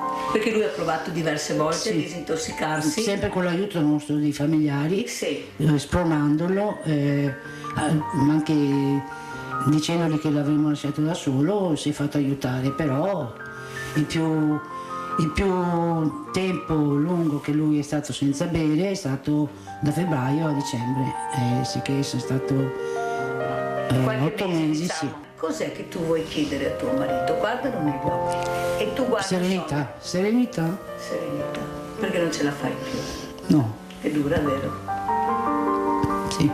Cosa vuol dire alzarsi al mattino e vederlo ubriaco? No, non è al mattino ubriaco, lui anche adesso, anche se non ha bevuto, lui lo vedi come ridotto. Cioè non per colpa mia, perché io mangiare glielo faccio, io gli chiedo sempre se vuole mangiare, se vuole bere. No, ma quando uno beve non mangia più. Infatti, lo so, sì. Non beve e non mangia più. Io chiedo solo serenità. Stati di ansia. Hai stati di ansia? Ma questo se è dovuto all'alcol? Hai dovuto all'alcol perché ne hai bevuto troppo? Ne hai bevuto troppo e devi smettere, anche perché non te lo possono togliere tutto su un colpo adesso, devo togliertelo gradatamente, perché sei a uno stadio molto elevato, sai Marcello. E perciò dobbiamo andare con cautela, perché non è così semplice come sembra. Però se tu vuoi, siccome io ho una persona che ce l'ha fatta, non una, diverse persone con l'aiuto del CERT, di questi centri proprio contro l'alcolismo. Stavo col CERT col dottor Gentile. Poi quando ho iniziato a lavorare non avevo più il tempo di andare su e giù. E invece dovevi andare? O andavo a lavoro Si può fare tutto se si vuole, Marcello. Se tu vuoi puoi farcela, Marcello, perché quanti anni hai, Marcello? 58, però ad aprile sono 59. Vabbè, comunque hai 59, sei ancora giovane, Marcello. E vedendoti così, a parte la magrezza dovuta perché non mangi, bevi solo, sei ancora giovane e sei in forza di lavorare e di riuscire anche a uscire da questo tunnel maledetto che è la droga, ma che è l'alcol nel tuo caso. Hai capito, Marcello? Allora, se tu mi prometti, io ti accompagno, perché Sonia ha bisogno di essere aiutata. I servizi sociali possono arrivare fino a là. Dopo sei tu con Sonia che dovete aiutarvi a vicenda e finire questo percorso che inizieremo. Questo è l'assegno della grande famiglia di Rete Veneta, che vi servirà per pagare le bollette, tutte quelle cose che non riuscite a pagare perché lui non lavora. E io da domani inizierò a chiamare per far fare a Marcello questo discorso. Fai l'ultimo appello a Marcello, ma guardalo bene negli occhi. Allora, io sono 38 anni che sto assieme a te. Ci hai provato, è vero, ci hai provato perché ti abbiamo spronato. Però ci sei sempre ricaduto. Per l'ennesima volta cerca di farcela, per favore. E adesso tu prometti di riuscire almeno a tentare di fare questo per Sonia. Spero di farla stavolta. Devi farcela, Marcello, anche come dice Sonia, hai una bellissima famiglia, hai 2 figli, non ti manca niente, noi ti aiuteremo, però devi mettercela tutta, perché sarà difficile, Marcello, sarà molto difficile, però devi essere tenace e farlo per Sonia. Dagli un bacio a sta donna, daglielo un bacio. Oh, ma che vuol così poco per noi altri, ma così poco che vuol, ma perché non capì, ma perché rovinare famiglie per il maledetto alcol? Ciao grande famiglia di Rete Veneta, avete visto la situazione, noi ce la mettiamo tutta, proviamo, perché bisogna anche provare, proviamo un'altra volta, chissà, forse sarà la volta buona, grazie a voi, ciao.